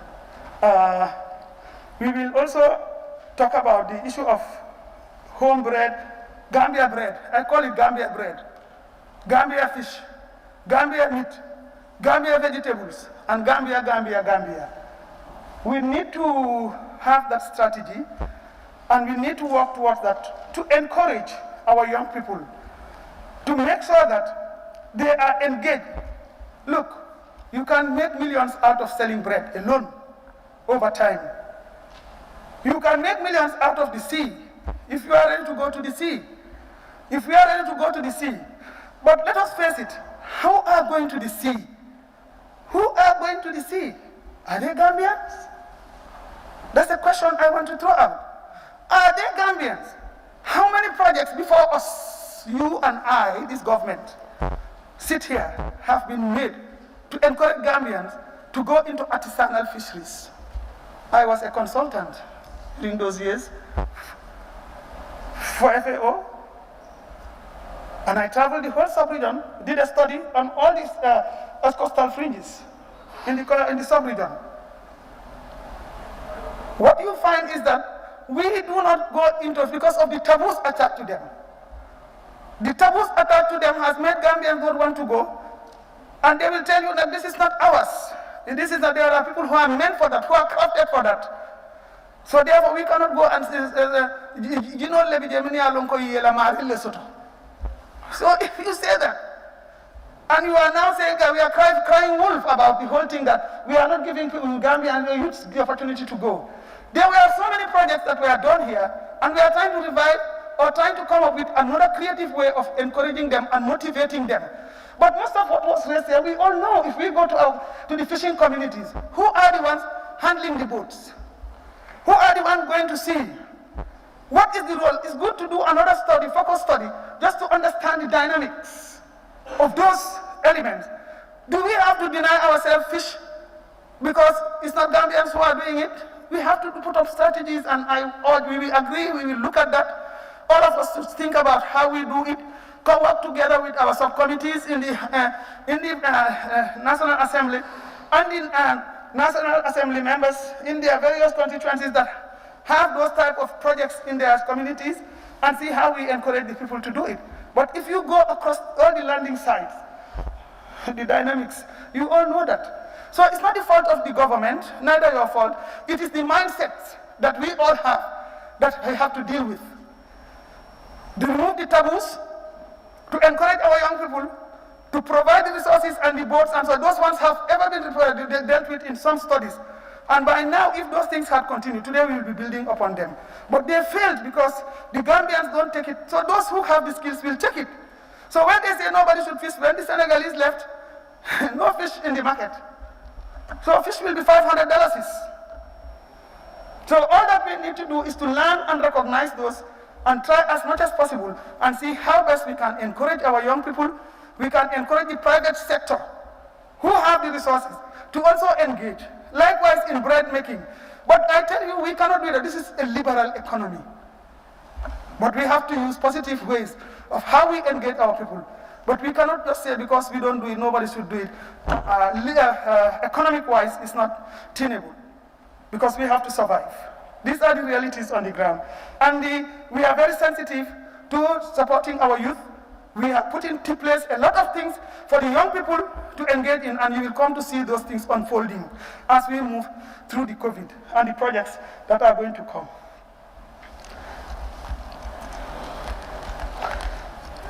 I think the fisheries have done great work. They have generated some monies, and of course, they said it will go back to the communities. It will. Projects are on the way that are coming. A lot of things are coming, but like I said, you have to go through a process. We are assessing, we are preparing the reports, we are doing anything we could to deal with the scarcity of fish.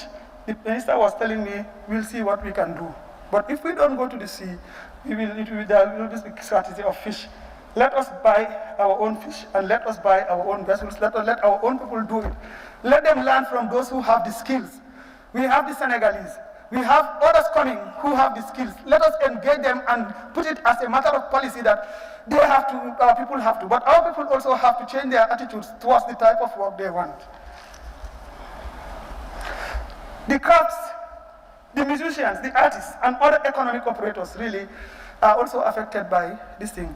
And this government is trying to do whatever it can to work with them. I think the tourism minister is very busy, that's why he's not here. But we have seen what he is doing for the tourism, working with the Minister for Finance. You hear him talk on the radio. There are plans that he has put, and he's working very hard to ensure that tourism starts. Again, we want to say that plans are ahead for all this to start. Already he has given you the date as to when we expect to open for tourism. All that we need to do is to work towards putting in the robust regulations that will move this country forward and protect all of us. We need each other. Gambia needs everybody so that we move together. Higher education is the same thing. Together we can find solutions. When I listen to this word, I think it was very assuring. We can find the solutions together. We cannot do it alone. We cannot leave our people behind, all of you in your constituencies. So together we can do it, and we will move together. And also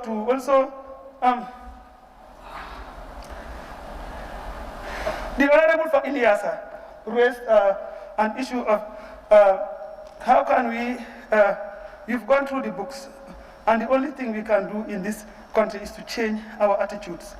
I think you are right. Attitudinal change is very important in whatever we do. We have to be honest to ourselves.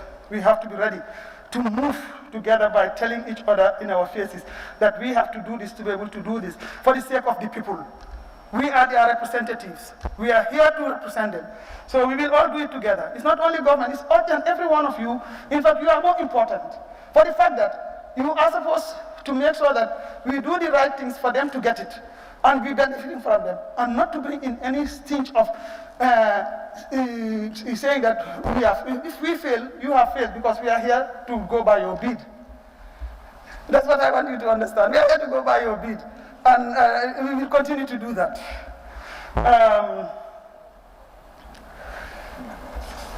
I want to take any blame with regards to, I don't want to repeat that, I want to accept any blame with regards to whatever criticisms that are brought in, but the people have appreciated the thing.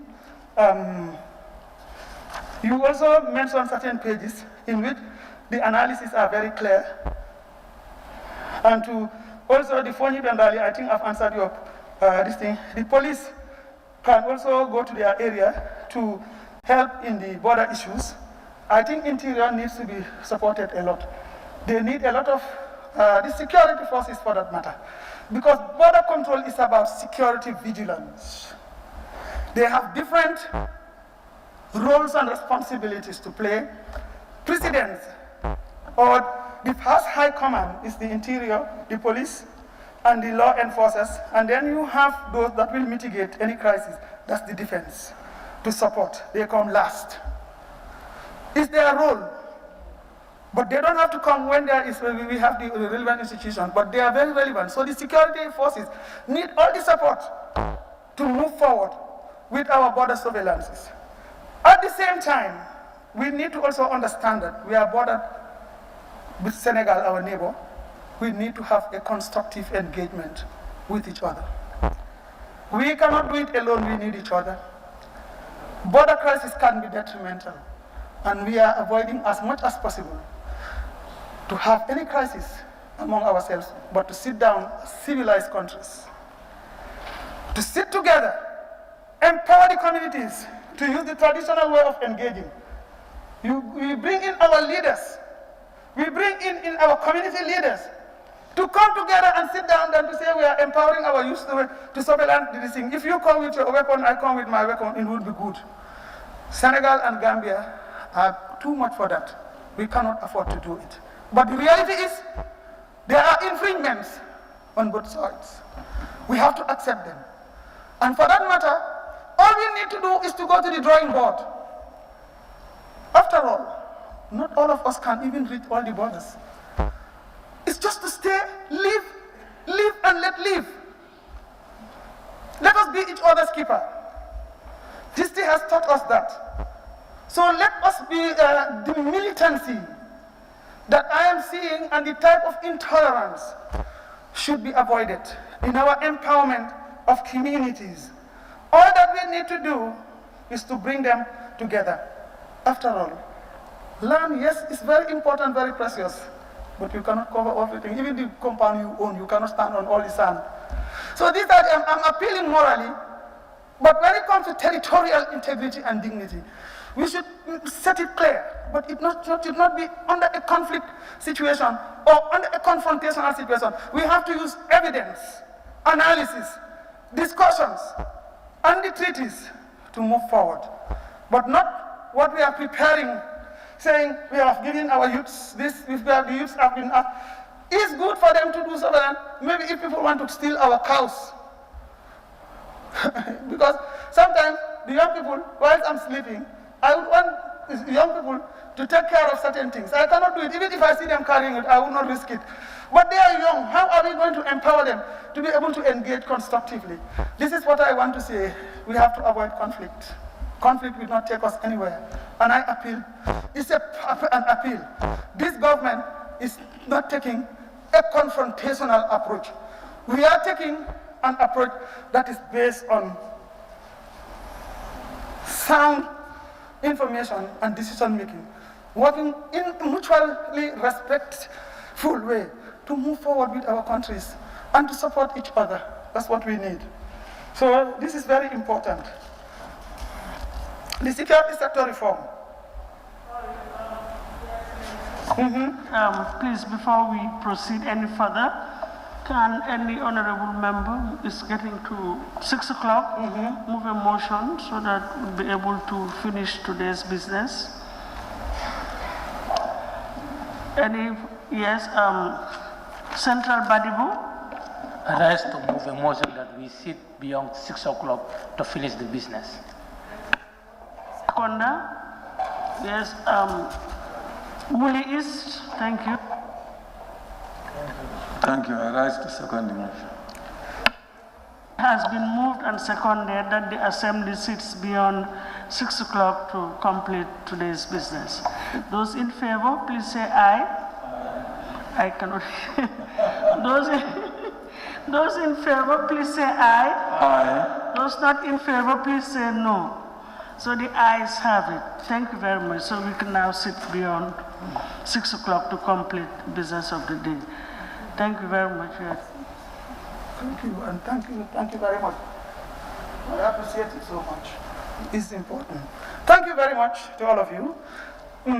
I would like to just bring you, because if you look at my response, is the way all of you have been presenting, is the way that I'm trying to respond in terms of the issues. It's a very important model, because all of you were dealing with the same subjects and the same topics on the same ministries, but it was coming at different times. Now that it is coming at different times, the notes have been taken, and the issues that you raise, I can only do that in a way. I cannot sequence it logically, but rather the way we have been dealing with it stochastically. I want to read this question, this plea from one of you. It's very important, and I appreciate the person who actually raise the issue. But unfortunately, he is not here. So maybe I'll put it aside. Because if you are raising an issue, I do it for the members. Yes, but also it is important because if he asked for it and he's not here, could say somewhere that I asked this thing, but there was no response. So you know what, I'm trying to throw it back to you, but I will do it for your sake. Yes, thank you. He said, Your Excellency, may I earnestly implore you to consider and influence through the relevant offices under your purview the opening of lumos for our rural populace. Madam, our rural populace are suffering in silence, and your intervention in helping to open the lumos would go a long way in relieving the situation. Honorable Matarjan Loa Nyomi, but he is not here. So, what I'm trying to say here is that you have heard about the opening of the lumos. It is worthy to note that to inform this august body of the constitution of a task force for the opening of all the lumos across the country. Work is in progress to achieve this goal. And we are going to ensure that I cannot give you the date because I'm not in the technical committee. But they will come up with the date. You will be surprised. It's going to be a pleasant surprise. You will follow the Minister for Health and also the Minister for Justice, the Minister for Education and Trade. They will come up because it's a multifaceted thing. They are putting in all the necessary tools that will protect those who are going to the lumos. It will protect the population and how to do the business. We must respect that. I emphasize it again. We must respect it because if we don't, there is going to be a surge. And once a surge comes, the issue is we will fall back to where we start, and we don't want it. So it's all about human behavior and respecting rules and regulations. That's all what we need. We are all sitting here today. Maybe some of us are positive again, you never know. But because we are all in our mask, that possibility of transmission is almost zero. You have been following the news and following scientists. So it's just a question of making sure that we respect the rules. We put on our mask, especially when we are mixing together to make it move. Then in the area of education, there is also a whole cry about a lot of things. And MOPSI has come up with a strategy. They've been calling and asking and actually insulting the ministry. And also, but there is a lot of positive analysis also going on. And I want to tell you that the minister has given me this long listing. I may not read it, but she has given me I've been given a strategy, because the MOPSI strategy for reopening the schools, reason for opening schools, strategic objectives, and then strategic considerations have been there. You have the different models to be employed for schools reopening, and all the models are here. It's really innovative approach, and I just want to take a synopsis. School feeding program, school visits, managing the sick, interaction with the schools, water points, ventilation, wearing of masks, regional directorates, cluster monitors, head teachers, parents, and SMCs and mothers club and community. So it's a very comprehensive strategy. They will get to you very soon, and she's going to make that known where it is. So you'll find that the comprehensive strategy is in place. For those of you who are saying what strategy is in place for the opening, the strategy has objectives and takes into account the WHO and Ministry of Health recommendations for the prevention of the spread of the disease. That is social distancing, maximization of the number to 25 people in a class, the hand washing frontiers, face masks will be supplied, schools will be fumigated, different models for allowing the students and for curriculum coverage, full-time model is being considered. The sequencing model also is there, double shifting model is there, alternating model, depending on the context specificity. Maybe what applies in Banjul and the Combos may not apply up country. So there are different models that have been brought together. The committee is looking at it. The technical people have been working even Sunday. I urge them to work even up to Sunday. So when they come to say, what can you do to increase some resources to help us move forward? Health also is the same thing. Finance, all these bodies are working. NDMA, all of them are coming. They are working, and I have urged them to work even Saturdays and Sundays so that we can beat the time.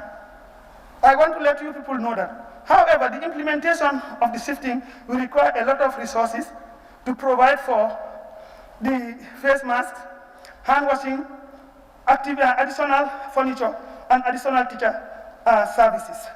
Finally, reopening date depends on the advice of the Ministry of Health, and that's what he is working on. He will give those things. So this is what Ministry of Education has. So if you want, he can send it copies to you for you to take to be guided.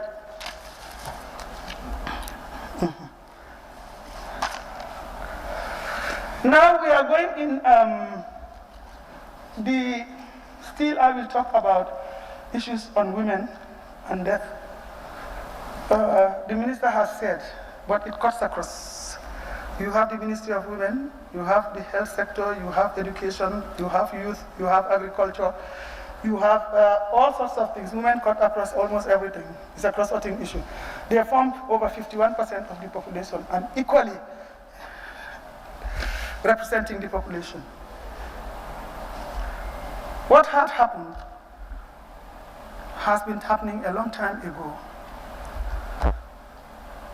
When I saw the issues raised,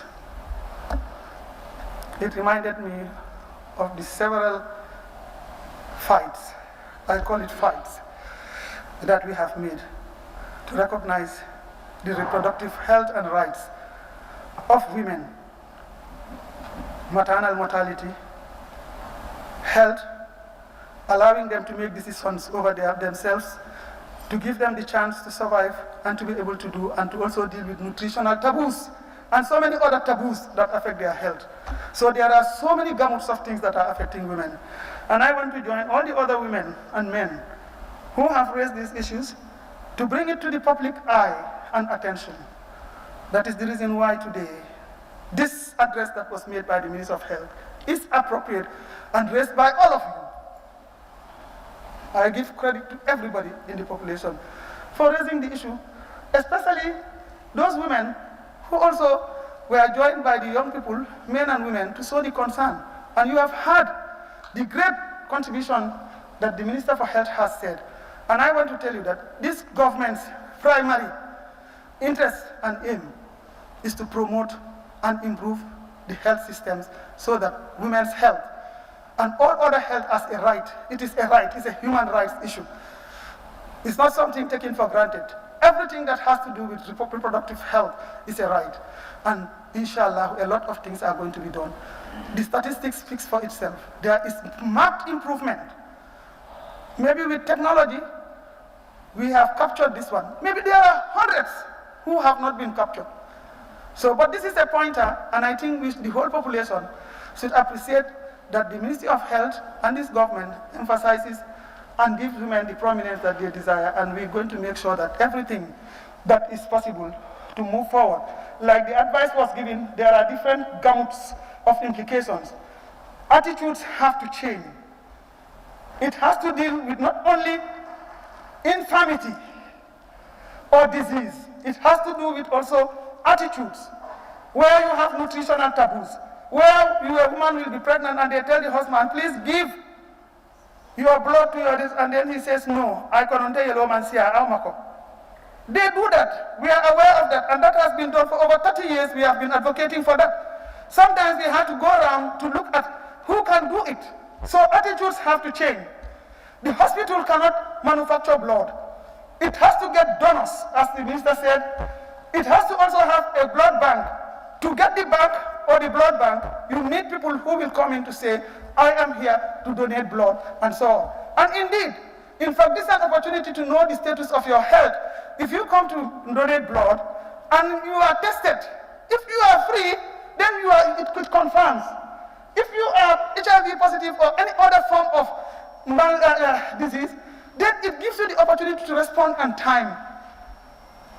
I went to test myself for COVID, not because I said I have been close to someone who died, and I felt that we were so close in our deliberations, and we've been working.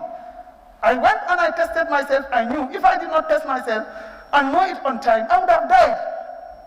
Because I am within the critical bracket. I have everything it takes to die. But because timeliness of intervention and the positive view I took is what saved me. And I urge people to please try to subject themselves to certain things in order to save their lives or others' lives on time. It's very important. So here I urge our husbands, our brothers, and all other people to donate blood to the hospital. And we cannot keep those blood without putting them through a process. We have to, because you know what the implications are.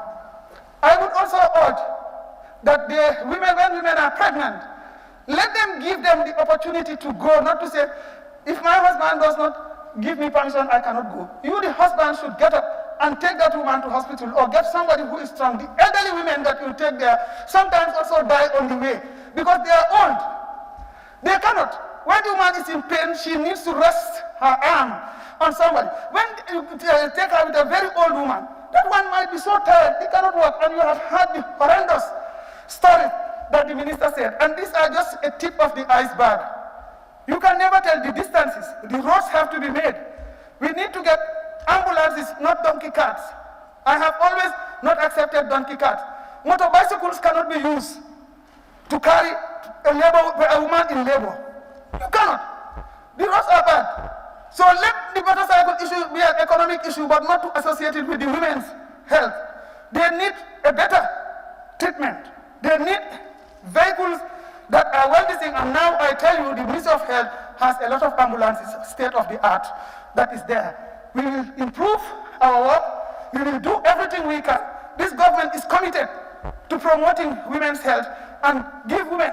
That's why you have the Minister for Women's Affairs, Social Welfare. That's why we have a special dedicated institution for it. And we will continue to give those women, 50% of the population or more than that, the support and the attention it needs. Today, we are proud to pass the bill, the Enterprise Development Bill. Thank you very much, Honorable Minister, National Assemblies, members. You've done a great job. Thank you very much. This government is doing a lot. When we bring it here, you look at the population, you look at what is in the best interest of the people. And this is the spirit with which we have to move this Gambia to the next stage. Then we come to, very soon I will stop in terms of this thing, and if you need any questions. The land crisis we've talked about, the downsizing of embassies. Well, I think this is an agenda this government has taken. We already are doing some very prudent accounting reflections. The Ministry of Finance, the Ministry of Foreign Affairs, and all the relevant institutions have done assessments. I don't know, there were assessments done by the Minister of Foreign Affairs. I don't know whether you saw the assessment or not.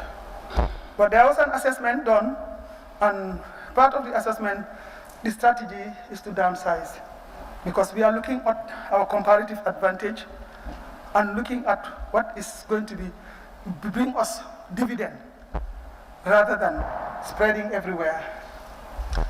That was the norm. But like I said, if you start everything, after a while you reflect, you assess, you gauge, and then you try to improve on that. That one is already done, it is going on.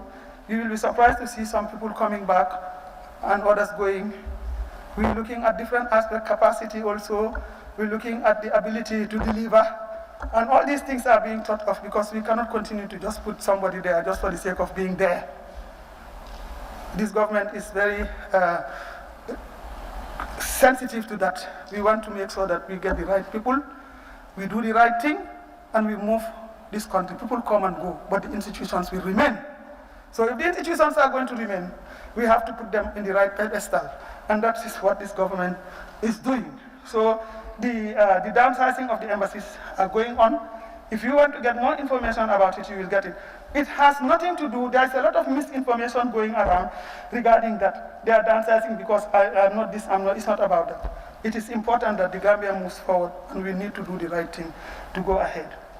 Then you come to the issue of those that, this MOPSI has been done. My dear sister, Honorable Ndai Yasin, the disability bill, very soon you will smile. You have fought for it. I want to congratulate you, and I can see the enthusiasm you showed today in pushing it forward. I think nominating you here is no accident. You deserve it, and you have represented the people of disability very well. We want to say thank you to you and the team, all of you, working closely with the Ministry of Health, Ministry of Women, Health, and so on, because there is a long genesis to the bill, and now we are going to actualize it. I want to give credit to all of you and to thank you and to move it forward. It will soon be done. Yes, you raised the issue of what is wrong. You said there's a lot of work going on. But what is wrong is that we don't visit the institutions. Maybe it might have some different connotation. You should visit institutions. One person that I know that comes, the Kantora NAMS is always coming to me to discuss about Kantora issues and all the other things that he knows about. And there are people who also are engaged, either by bringing in, sending concerns and so on. I think this is what is needed. It's not politics. It's about the Gambia. Your role is to represent whoever is in government, doesn't matter, but you are representing people. And those people need to know what is going on, and you need to go back and tell them. Don't look at the whole issue as the issue of governance. You are governing, we are governing, you are governing, and there are different forms of governance. Take it, go around, see, engage, and if possible, even if you have any suggestions to do, you can bring it. I know a lot of these National Assembly members sometimes do come. When I was the Minister for Health, I'm sorry, the Minister of Health also is getting it. I got this letter also from Dinyomi. He also does the same thing. A lot of things they are being, it's the way we engage. And we want to thank all of you to start doing that and not to make allegations. Let us go a bit higher in our deals. Let us go a bit higher in our deals. Deal with the issue. Deal with what are the things. And our ears are there to wait. We will deal with that. Then we have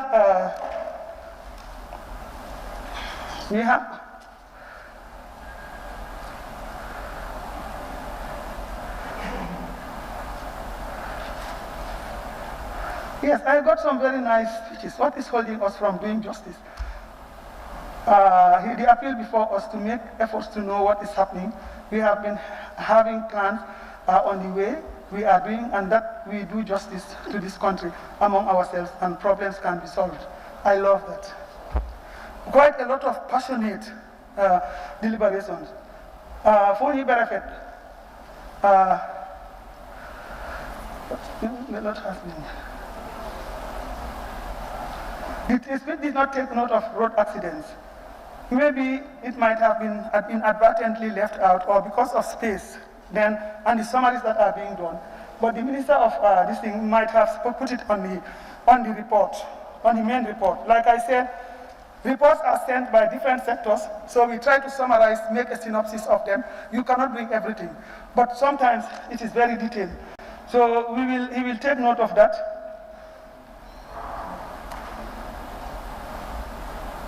We talked about the skill centers, the falling walls of the skill centers. I think there's a lot of work on the way, which I know.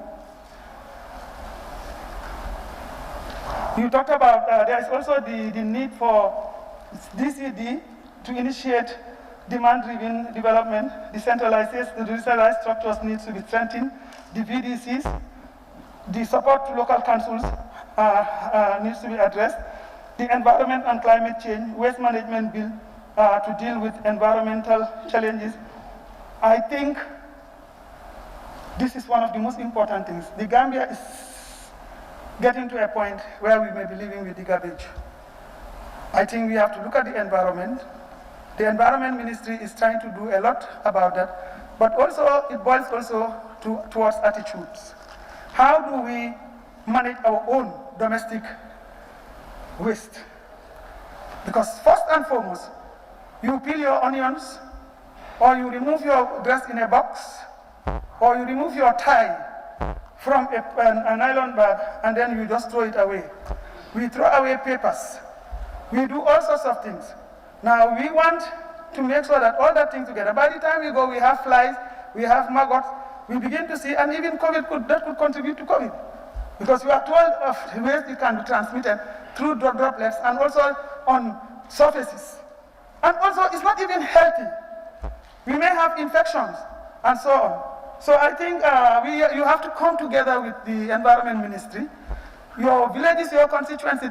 Let them each learn innovative ways of how they can manage the waste, and then we start thinking of what technology is there that can translate those to recycling.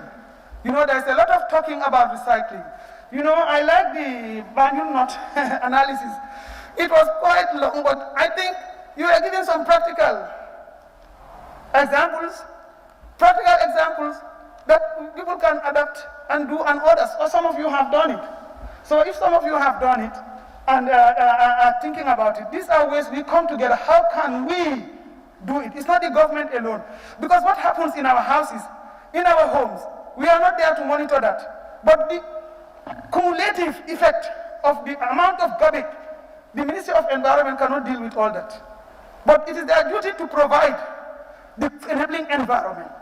What is that? To look for projects that will do recycling, to engage young people who are interested. It's not about talking about young people and you don't know what is their area of interest.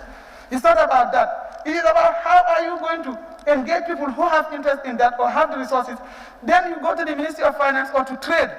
You go to agriculture. You can deal with leaves and so on into waste. And we are happy that the Songhai, we all know the Songhai initiative.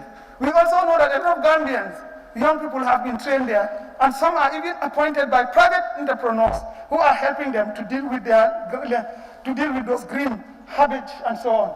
So there are very many ways of how we deal with these things. In terms of the waste management bill to deal with the environmental challenges, I think it is already almost there.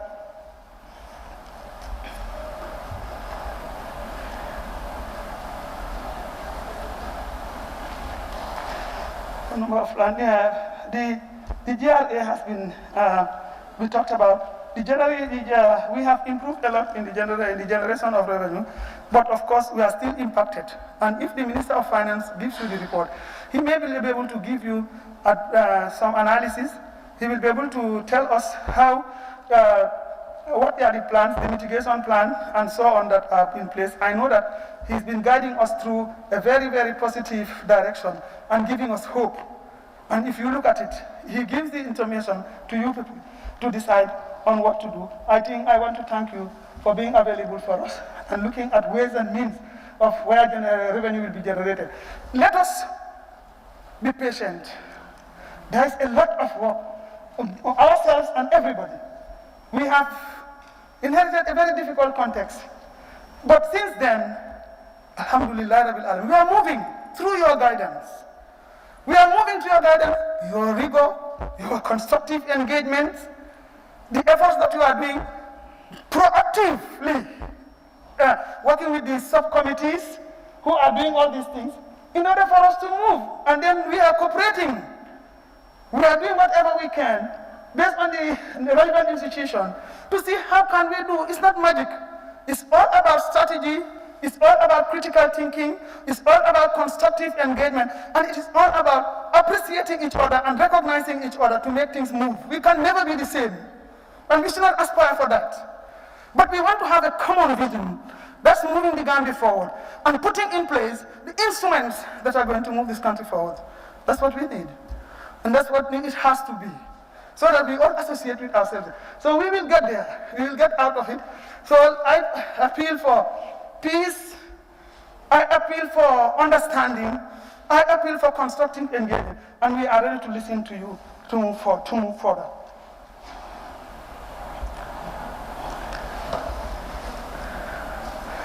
You talked about the fuel dump at Bakote, of course. It's still a big problem. The different institutions, the local government, the Ministry of Land, the mayors, they are trying to do their level best in trying to address these things. Working with the government, we need to create that enabling environment for things to be done. And they've been working with the Ministry of Environment, the Ministry of Land, the Ministry of Health, and all the other relevant ministries to ensure that they come up with plans, and also the private sector. They have to look at ways and means of how we can deal with this, the garbage dumps, the fuel dump at Bakote. The Ministry of Energy should be able to talk about, but the garbage and all these dump sites that are there are things that we need to work together to protect the society and ourselves and the future direction and the atmosphere. So the environmental activists should come in to try to support and work around that to ensure that these things are going out. That's the purpose of activism. What you need is to come together, galvanize your efforts to bring attention to a matter so that we all do it, not blaming anybody, but we all call ourselves accountable and do it together. It's very important.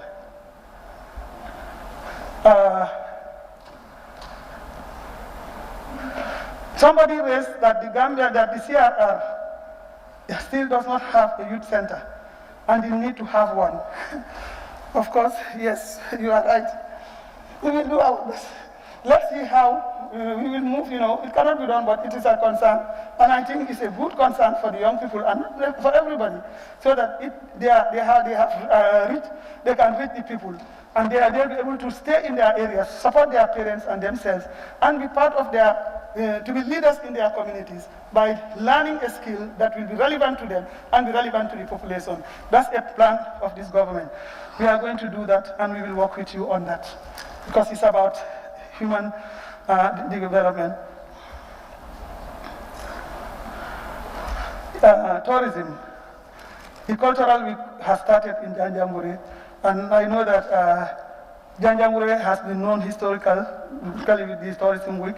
We hope that the Tourism Week will not promote harmful traditional practices, but rather traditions that are going to make us claim our history, know what we are, where we are going, and not to use this, because we have been engaged with you on that, and it's about health and life, certain practices.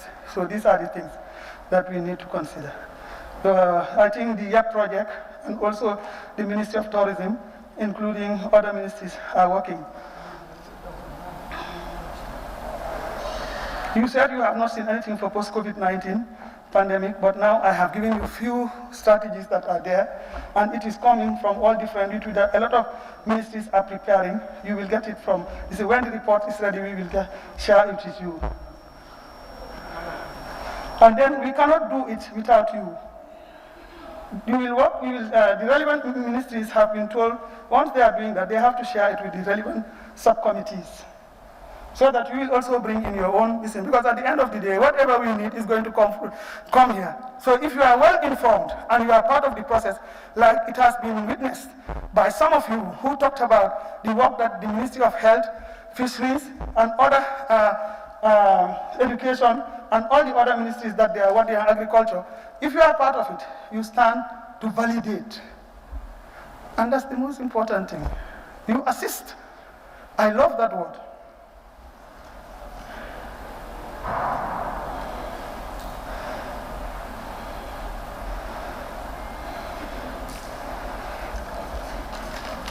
I'm just looking at what is not necessary to emphasize here and then move, because I've been addressing these things holistically. Agriculture, education. The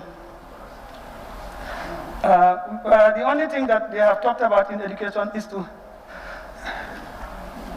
a think tank was suggested to be discussed and to come up as to when the schools will open. But we will still work forward. You take note of that, and to inform them, use the radio, send them this thing is going to be circulated, I believe, and then make sure you give any other information that is necessary so that they know what is in place.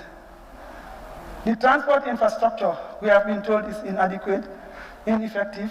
People stand for long hours waiting for transport. the GPTC was making transportation easy. That money needs to be plowed back in the industry. When are we going to help our people stop crying for transport? There is a lot of plans that are on the way. I think the Minister for Works and Transportation is here. The best practices are quite evident and we have experienced them. The people, now that the roads have been made and we continue to make the roads, it's not enough. The Gambia, the plan is to connect everywhere. Within an hour, if you want to move, you can move anytime. And the process is going as you have seen the evidence. But then we also need, when the roads are there, we need the facilities to go from point A to B. That one also is part of the strategic plan. There is also the issue of environmental. Somebody brought in a very creative suggestion that we need trees and so on.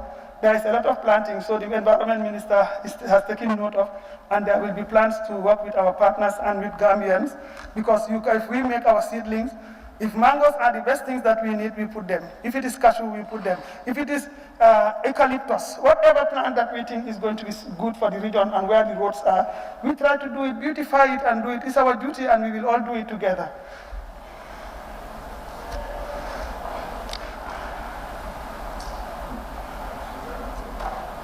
Well, the issue of access to radio is a problem for some of them. I think it was the analysis that was done on the education when we had to respond and to see how were the creative ways that we are going to move in terms of accessing and continued education. We are happy to say that quite a number of hundreds of radios were given to schools.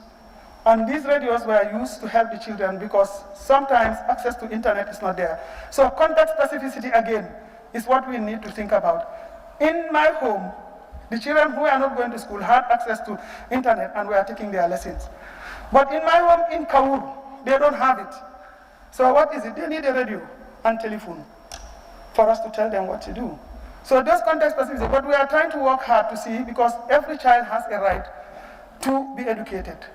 But our circumstances are different, and we need to understand that, so that we know. Even if we give internet and we don't have the infrastructure, how is it going to work? But you've had, the Minister for Information is working on this and trying to see how best we can move on with the thing. He said he wants to cite what is in the speech. We feel inspired and need to support each other to go forward.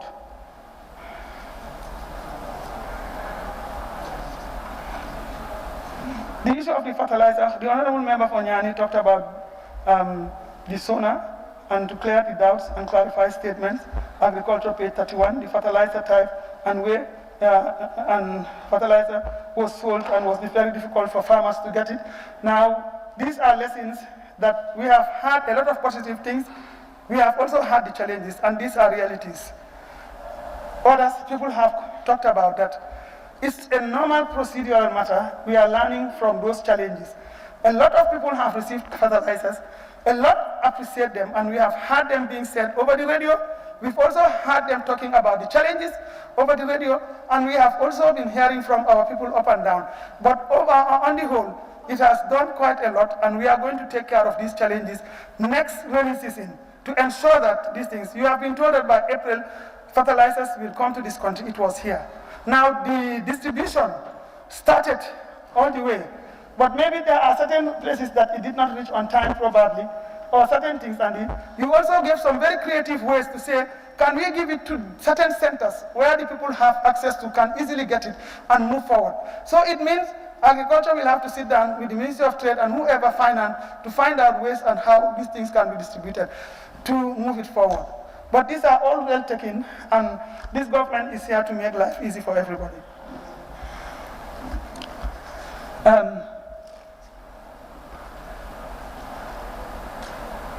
Yes, you talked about the need to get the support on time to be fast-tracked so that the vulnerable farmers would get them. The sugar and other remaining rice have been removed and so on, all these things. Ministry of Health also has been discussed. Everybody generally recognized and appreciated the introductory speech and the final conclusion of the speech. I think this is very, very positive. This is not a report but an address and a statement that is giving out. But we recognize the challenges and we will improve on them next time.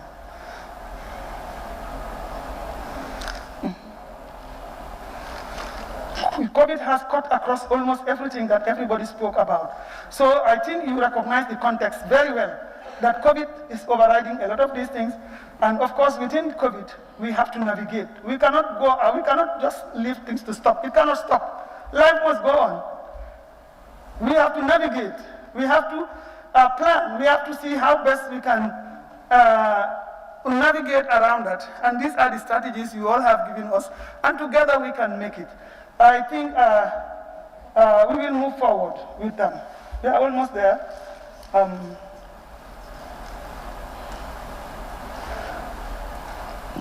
Some of you have asked that you need a clarification from the minister why His Excellency failed to wear a mask. As far as I see, His Excellency wore the mask to enter here. I saw it. He was unmasked. It was when he was coming to speak that he removed the mask, and he was socially distanced. He was far from anybody, and sometimes not everybody can talk under the mask because of maybe circumstances. But he had the mask when he came in, and when he started talking, he put it aside, but was not near anything, was not a threat to anybody because the required regulations and the social distancing was quite apparent. So this is to make it clear.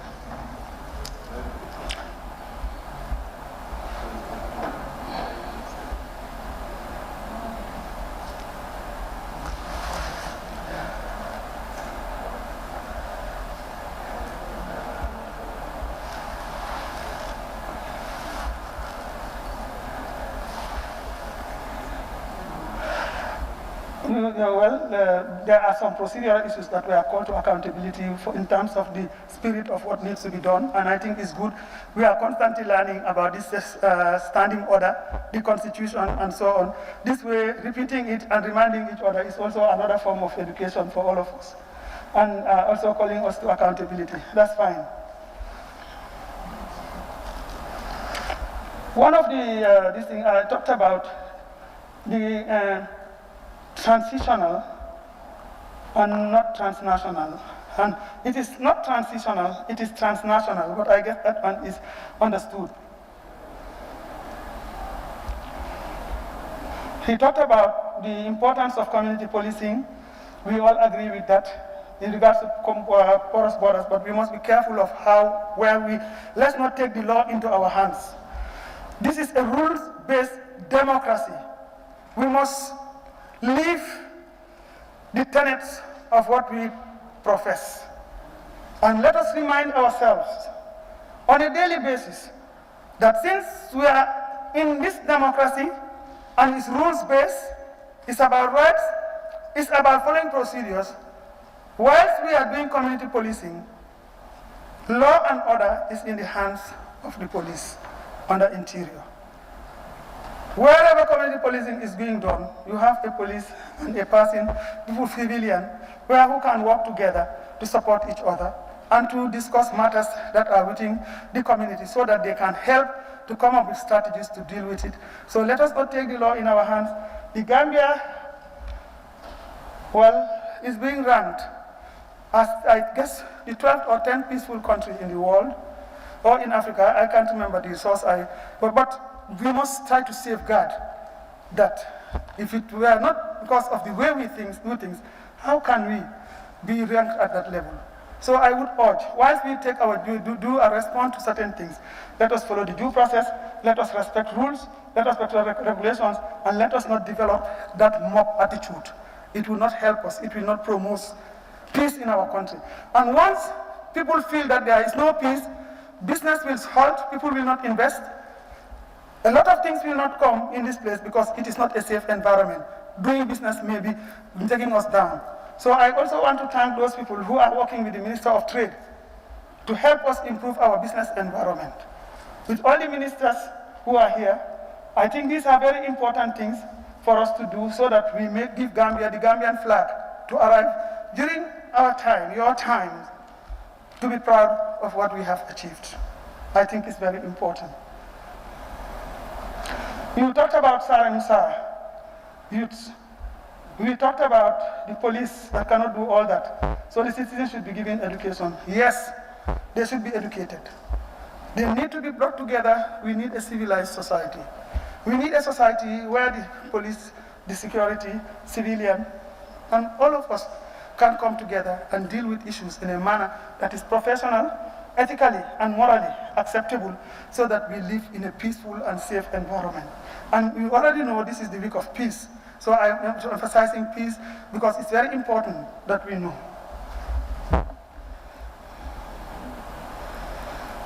We talked about the inadequacy of the army camp in Basse that are actually suffering from lack of transport. They are there, but they don't have any patrol. This thing, I think this is a cause for concern. It has been brought to the attention of the COVID committee by the Interior Minister, and we are doing all we can to do. Again, it is echoed. We want to validate it. We will do what we can to move forward with it. And it is our duty to strengthen our institutions to be able to respond to this pandemic. Yes, I agree with you also. With regards to the Office of the Vice President, we have to develop a plan that will mitigate disaster and not to wait until we find ourselves in disaster to say we're going to respond. I agree with you absolutely. That plan is now being prepared. We have a multi-sectoral committee, and they will come to meet up with the subcommittee. They are working on that. Already, a consultant has been brought under the ministry, under the National Disaster Management Agency, because we're talking about ownership. He's working, he's been given an office there. It's not under the UN, it's under us. But the UN is supporting us, and other resources are being brought in by finance, so that we work together to ensure that this plan will be put together, and then that institutional relevance and ownership will be there. So a lot of reforms are going on. And I agree with you, but I cannot but agree with you that we need to have that type of this thing and so on.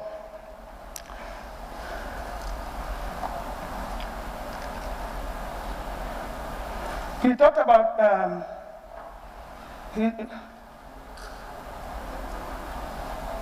okay, they said you are calling on the executive to call our attention to improve the practice of COVID conflict resolution and management,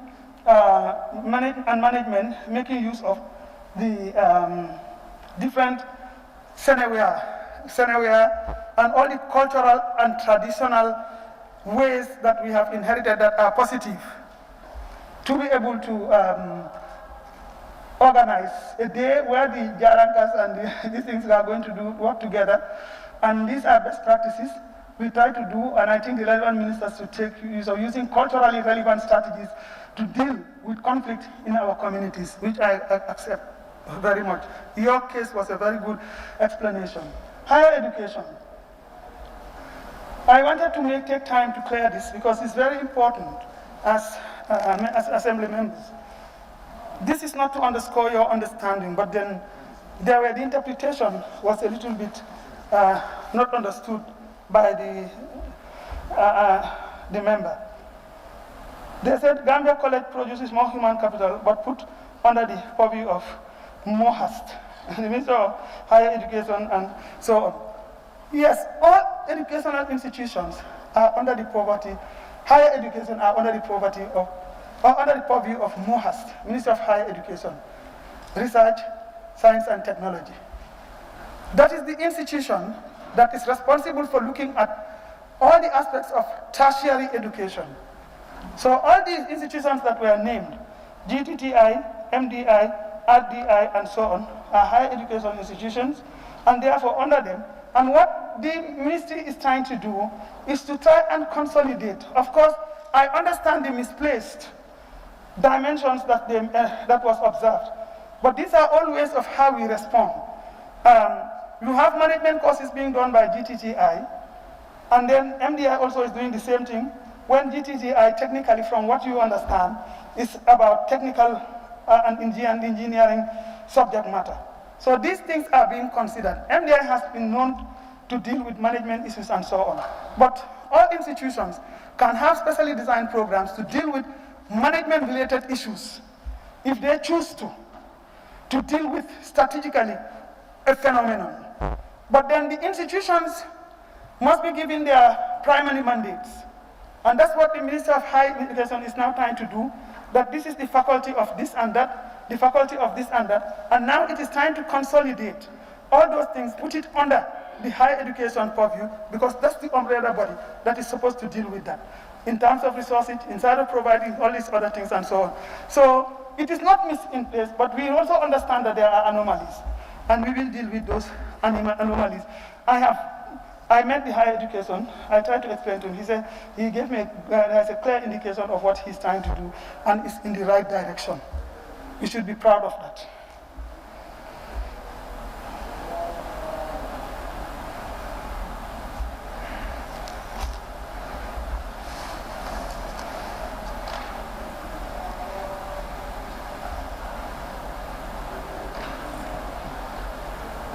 Of course, we understand. We will try. SONA is not. The SONA is born out of a context, and we will still want to emphasize that. We will try to do whatever we can comprehensively, but we also have to prioritize, and it is noted. He said the finance sector only reported on the money, and this sector is underreported. Well, defense also, security is very important and paramount. Now, you already know that finance would have, this is a very technical thing, he will give you all the info. He came in ready to show, and you've been working with him. You know more, that's why maybe you feel it is underreported. But then when it comes to figures, what 10 pages can bring, one figure can explain, one formula can explain. So he will give you those things. They've done very well. Then you have defense, very important and paramount. They said it is underreported. And the issue of the presence of the economic forces in this country, the extension of the forces extension were also raised. I want to tell you that the world is a global village.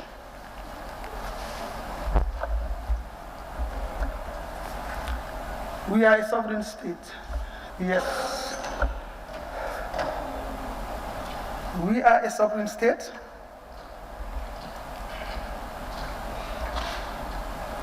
We are coming from a very difficult situation, and ECOMIC is not here to control our country. It's to support the reforms that we are doing, and their presence here does not have any problem with us, except we understand the fact that any country at one time in your life may need support. They are our friends, they are our people. It's not only Senegal that is here. The ECOMIC is a combination of different forces that have been brought under our regional agreements to serve what they are supposed to serve and go. Everything is subject to analysis. Everything is subject to making decisions. We are now talking about the SONA. Of course, we have presented a document, for example, and you are saying it's inadequate. Everything is underreported. So analysis were done, and we requested that we want to continue with this for a while. When the time comes, they will know. The Minister of Defense, I have heard over the radio, talk to the population. I think if people are following, he has clearly spelled out what their role is, and that there will come a day when they will leave. So we cannot, and I urge us not to be giving derogatory comments. I have heard on the TV, on the radio. It's not us, but other people. I think our duty is to educate them. We will try to educate them that every country is faced with crisis. You will one day need somebody. So when we have gotten what we want, we have to follow a due process to move forward. So this is where I can stop, because I'm not the competent person to talk about it. But you have heard the Minister for Defense talk about it on the radio. And it's very clear very explicit. Gambia, let us work together with our neighbors and our partners. Let us try as much as possible. As we move, we are moving really phenomenally. And you know, what I always tell myself, Laula chat, COVID, why did you come? But there's nothing we can do. Everything is intercepted, but there's a lot of things going on. A lot of things have been pushed forward because of the situation. But we cannot stop moving. And I can assure you that we are together in it with you. We are going to make sure that everything is there. People are saying we are safe. Yes, we are safe. But we have to assess ourselves and see how far we are going. It's part of our duty to move with everybody and to assure an environment that all of us will feel good. I feel so good in this third State of the Nation address. Of what I had, honestly, I feel good. So let us all work together and move this country forward, and we all play our role in terms of this. I am taking time to be very transparent to deal with all these things because it's important. I was told that in the OVP, a lot of institutions connected to OVP, only 2 other institutions were factored. Don't know why the rest were not factored. All the sectors should report on all sectors. They have done it, but like I said, they were prioritizing and so on. It's not to underscore.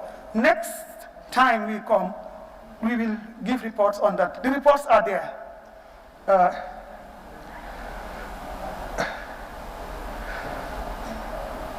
The compulsory national youth service. There you raise the issue of lack of funding.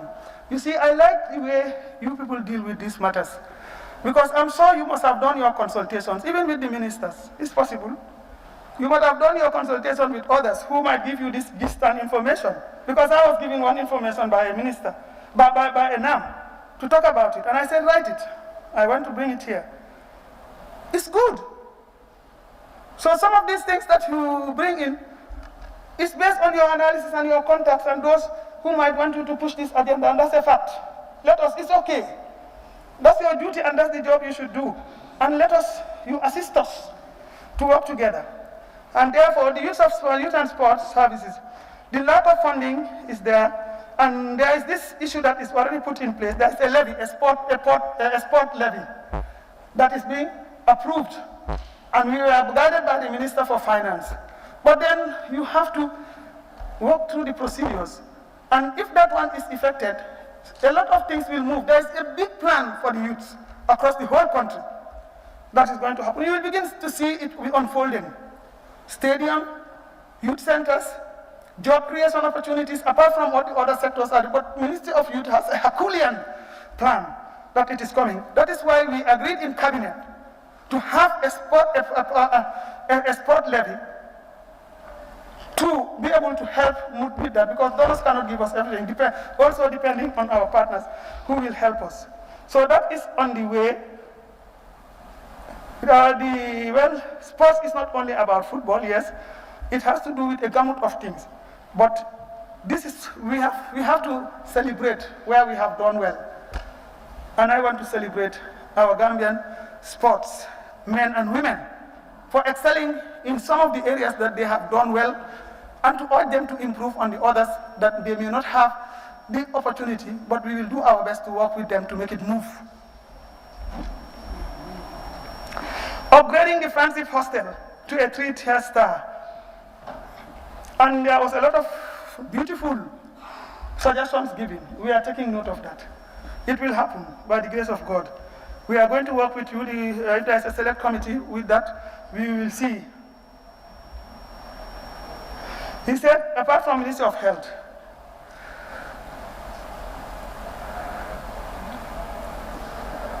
yes, good. So I have been told that the honorable ministers are of the view that we can wrap up at this point, and the rest they will handle it with the NAMs, and I believe you all agree with that. It's a democracy. Huh? Yes, let me wrap up now. Thank you.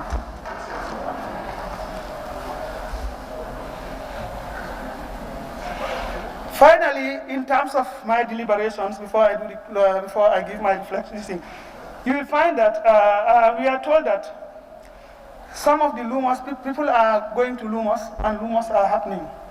While in some areas, lumos are not happening.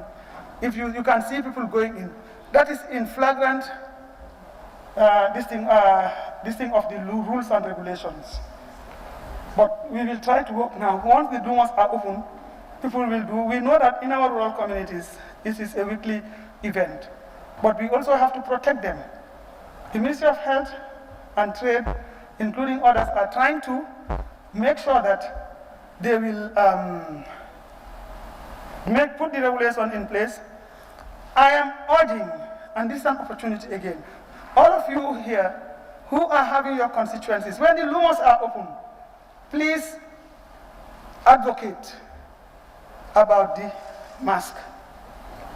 Washing hands, make sure that listings are in every corner of the market. Social distancing, and to avoid a lot of practices that is going to make a surge. If there is a surge, as you have seen in other countries, the likelihood of coming out, as I told you, the Minister of Health has been very clear about the fact that we have not reached the threshold, but we are considering balancing life and health and livelihoods. And I think it's a fair balance. But we have to respect those regulations to move forward so that we will all enjoy this opportunity that these regulations are giving us to move forward. And nobody can do it. The police have a role to follow up, but we are in a society, we want the police just to remind, oh, man, put on your mask, but not to be confrontational. We want to change. You've talked about community policing. You've talked about the engagement of the security sector. And I think it is our attitudes and the way we deal with each other. They are doing their jobs. If it is a law and you are not doing it, they have right to arrest you. But it is about your life. It is about your listening. You might be fine. So if you know you don't want that, just to do this while you are there, you are saving your life and saving another life. That's all we want. If not, if there is a sort, we'll go back to square one. And I don't pray that that happens. So on that note, I want to express appreciation on behalf of His Excellency, President Adama Barrow, and his entire cabinet, to this August National Assembly and the Speaker, to all of the institutions that have been here to witness this very important constitutional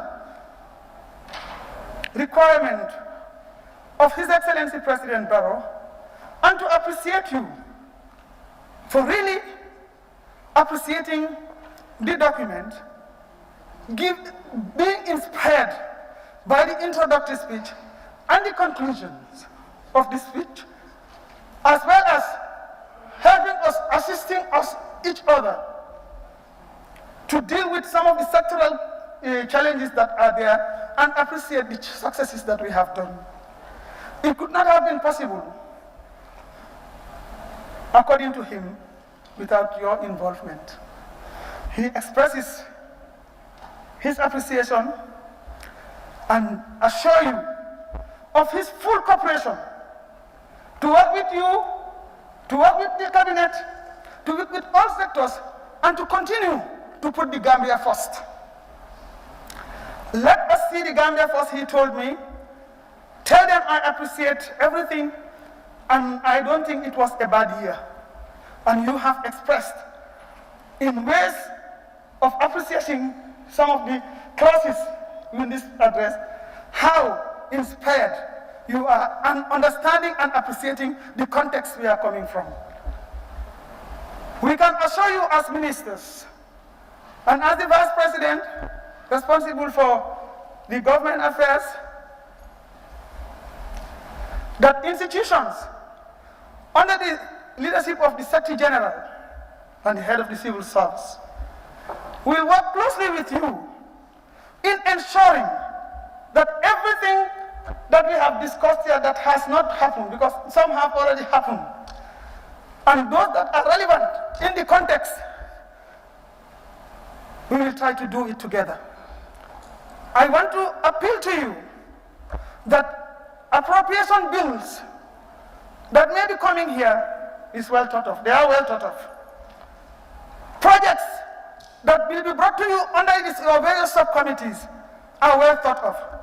And we are trying to put in mechanisms of accountability to be able to move this Gambia forward. I am very much appreciative of the number of numerous bills that have been revised, the number of policies that has been done by this government through your support to move this country forward. This is the spirit of we are together. And together, we can save the Gambia, we can save ourselves, we can save the Gambia for our children and future generations yet unborn. We know there's a lot of work to be done. A lot has to be done. But it is through your cooperation, support, that we have to be patient and move together, to be assisted, to learn. I know there are shortfalls. We all know that human beings are never perfect. There is no perfect system. But whatever we do, let us do to the best of our ability for the Gambia. For the Gambia, our homeland. Whatever this government is doing, I can tell you, it will be for the benefit of the Gambia, for Gambians, with the Gambia, and for the future generation. I thank you all for giving me the opportunity to address you, and through His Excellency, the Excellency says, thank you very much. We look forward to the future. Thank you very much. Thank you. Thank you very much, Your Excellency, for the response to the issues that have been raised by honorable members. But honorable members, I think before I put the question, honorable member for Banjul North had a very useful suggestion in terms of moving a motion with regards to the statements or response by the comprehensive or detailed response by the honorable ministers with regards to their various sectors, so that it will be incorporated in the documents before we proceed. Let's take the motion, honorable member for Serekunda first. No, let me take Banjul North's motion first. Well, it's clarification first before the motion. I want to raise a point of clarification before the motion. Would you allow me? 32? Excellency? Yes. If we start taking clarification. No, just something that should have been. It's an issue I raise. I don't think the ministers will address. I think it's.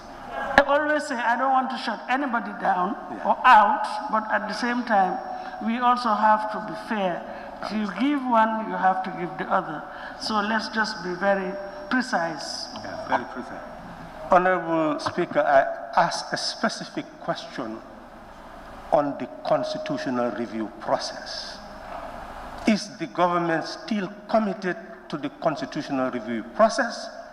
And could we expect that they will come back to deal with this fundamental issue that is the head of the whole process of the transition?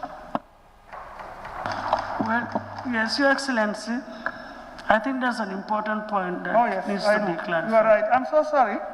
I had it actually asterisk in my document, but because we are dealing with different documents and because the change of the plan had gone, that was the issue I wanted to take, and the others would have taken others. But because of the change of the methodology, which I respected, it might have escaped me, so I would want to respond to that. Thank you very much. That's a very good consideration. I guess you all know that this government has put up a reform agenda. An agenda that has put in place a trajectory of actions to be done and issues to be taken place. You have the TRRC, you have the CRC, you have the constitutional review, and so on. Everything that was supposed to need to be done in terms of following that plan, I think is followed up to the day you received the constitution here. It went through all the due diligence, it went through all the processes, and I think if people are following what is going on right across the day that we committed ourselves to do those reforms, and making things in following progress. It has been going on. It has been done. The government is 100% committed. It has done what it is supposed to do, and it was brought here. So I don't think there is any question of whether it is committed or not, as the evidence and what has been going on over the months. You know that. So it came to you, of course, as an executive. I'll go back to His Excellency for us to reflect. Thank you. Can I, yes, just lastly from Tumana, please, Yes. I also asked a question on the cotton production. Where they said that, they have a market in Senegal. Whether this is a short-term plan or is a long-term plan? About the cotton production, the market. Okay. Thank you very much. Agriculture is really moving forward. And the Gambia has been traditionally known to be a cotton producer. And it went through a lull over time. And the Ministry of Agriculture has done its review, has come up with plans, and is coming up with options. So whatever it puts in place is a way, is a way of responding to the immediate needs of the sector. And of course, this is short term. We want our industries. We want to be independent. We want to get this thing, but we need short-term plans where we will be supported. As I told you, the world is a global village. We do not know it all. We cannot do it all. So people with comparative advantage must be involved in whatever we do. So this is a short-term plan. I'm sure as we move forward through the trajectory, we will be sustainable in our ways. Thank you. Honorable Member for Banjul North, Thank you very much, Honorable Speaker. On clause 53K, I want to move a motion that this National August Assembly task the Honorable Vice President to mobilize and coordinate with the rest of the Cabinet in order to prepare a comprehensive report responding to the issues we have raised here for the purpose of each of the members' information and also for committees in terms of follow-up to perform further oversight. Thank you very much. A motion has been seconded. Basse? Seconded. Thank you very much. Thank you very much. I haven't taken the details of the motion, but to summarize, it has been moved and seconded that Her Excellency the Vice President mobilizes the honorable ministers to prepare a comprehensive report to cover the responses posed by honorable members touching on their various sectors. I think that's a fair summary. Those in favor, please say aye. Those not in favor, please say no. Thank you. The ayes have it, so that the report will form part of this. So can we then move on? I wish to thank everybody. Sorry.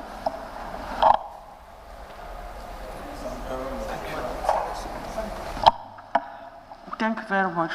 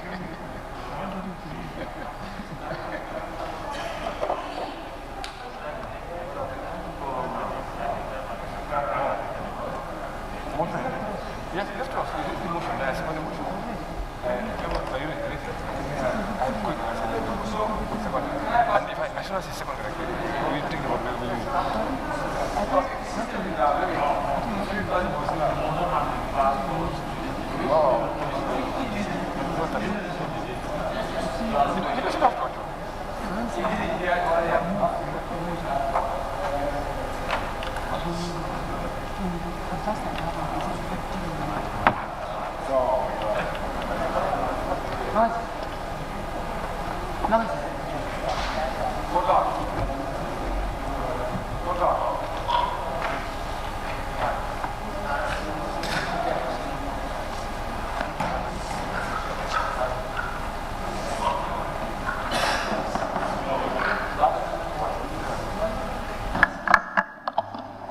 you. Thank you very much. We apologize for that hitch.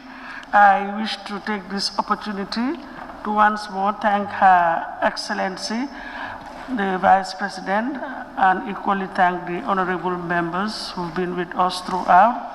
Of course, sorry, the honorable ministers, and of course, a special appreciation and thank you go to the National Assembly members and all others who have been with us. And then I'll now put the question, be it resolved that this August Assembly do adopt the motion on the State of the Nation address of His Excellency the President in the 2020 legislative year. Those in favor, please say aye. Aye. Those not in favor, please say no. So the ayes have it. Clerk, can we please move on to the next item on the order paper? Motion on the adjournment debate in pursuance to Standing Order 54, clause subsection 1. Be resolved that this August Assembly do stand adjourned signed by the Honorable Majority Leader and Member for Combo South. Thank you very much.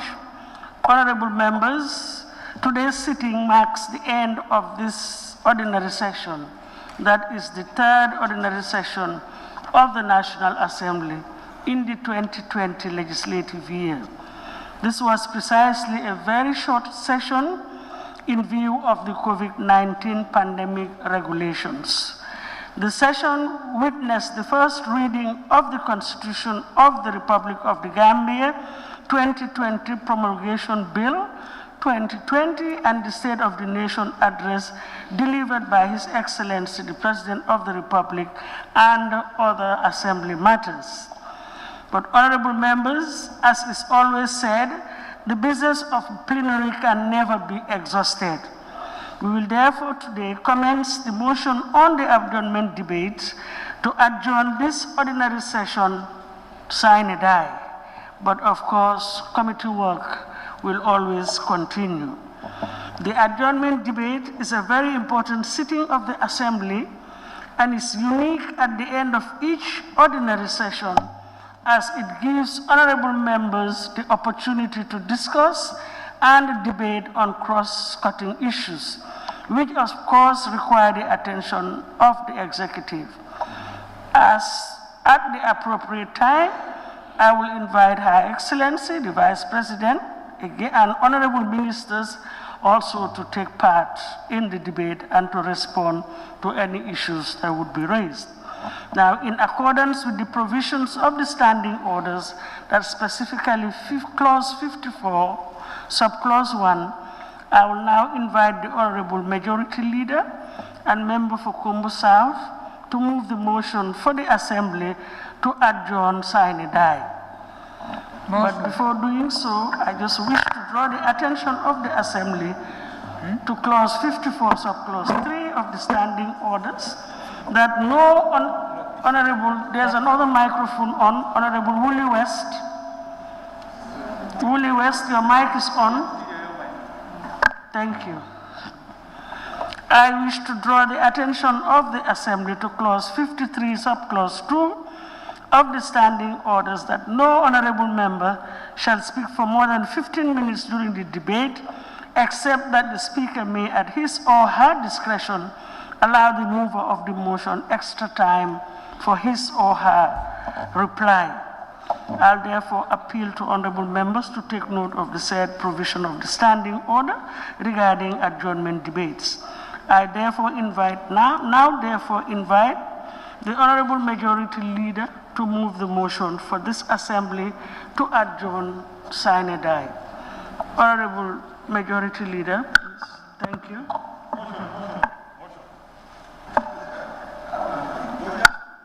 want to move a motion, Madam, please close 53C. Yes. Honorable Speaker, given the circumstances, the special circumstances in which we have been operating in these chambers, and also given the fact that this session has been long, I move that the time allocated for the adjournment debate be limited to 5 minutes.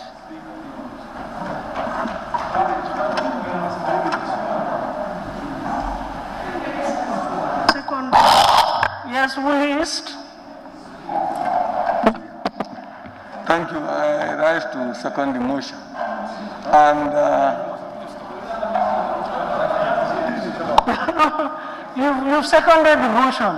So it has been moved and seconded that the time allocated for honorable members to make their interventions be limited to 5 minutes.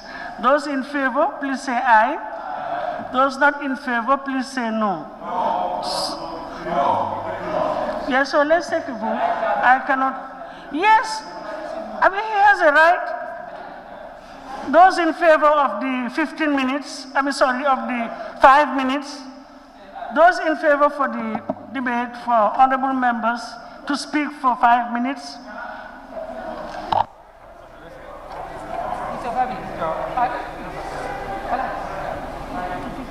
Five minutes. Honorable Speaker, I think it's very obvious that the ayes have it. So it's limited to 5 minutes for those of them who want to intervene. Please, honorable member for Majority Leader, can you move your... Thank you very much, Honorable Speaker. Honorable Speaker, in accordance with clause 54, sub-clause 1 of the standing orders of the National Assembly, I rise to move that this August Assembly do stand adjourned, sign and die. Honorable Speaker, in moving this motion, I would like to give this Assembly a summary of what transpired during this third ordinary session for the period 14th September to today, the 24th of September 2020.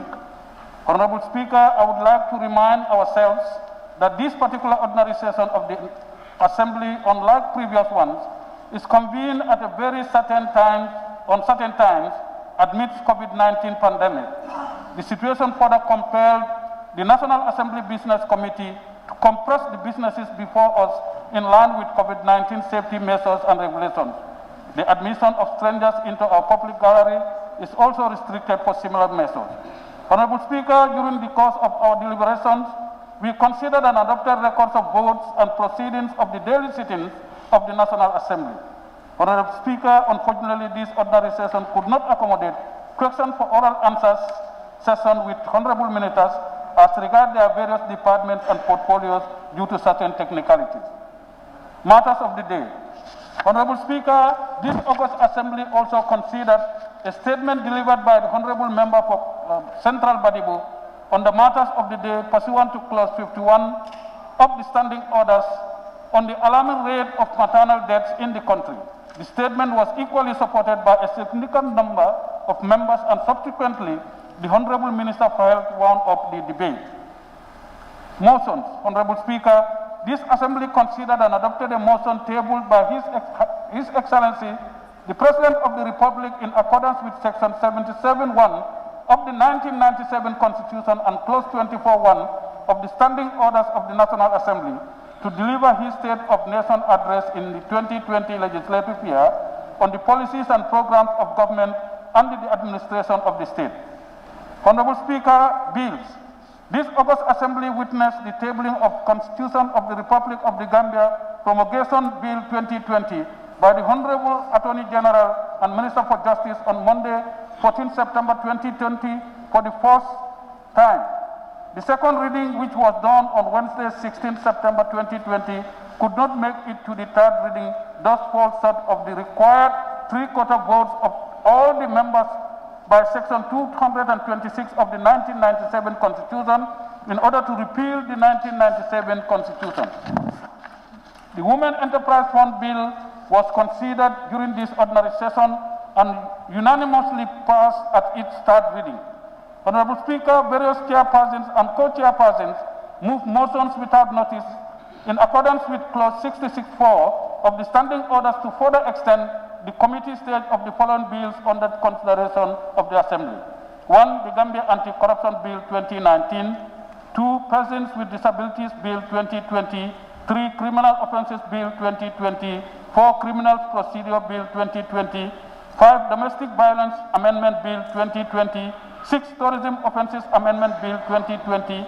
7. Skin Bleaching Prohibition Repeal Bill 2020. 8. The Gambia Nationality and Citizenship Amendment Bill 2020. 9. Births, Death and Marriages Registration Amendment Bill 2020. 10. Civil Marriages Amendment Bill 2020. 11. Christians Marriage Amendment Bill 2020. 12. Married Women's Property Amendment Bill 2020. 13. Matrimonial Causes Amendment Bill 2020. 14. Labor Amendment Bill 2020. 15. Forced Labor Amendment Bill 2020. 16. Women's Amendment Bill 2020. 17. Prevention and Prohibition of Torture Bill 2020. 18. International Crimes Bill 2020. 19. Public Service Pension Bill 2020.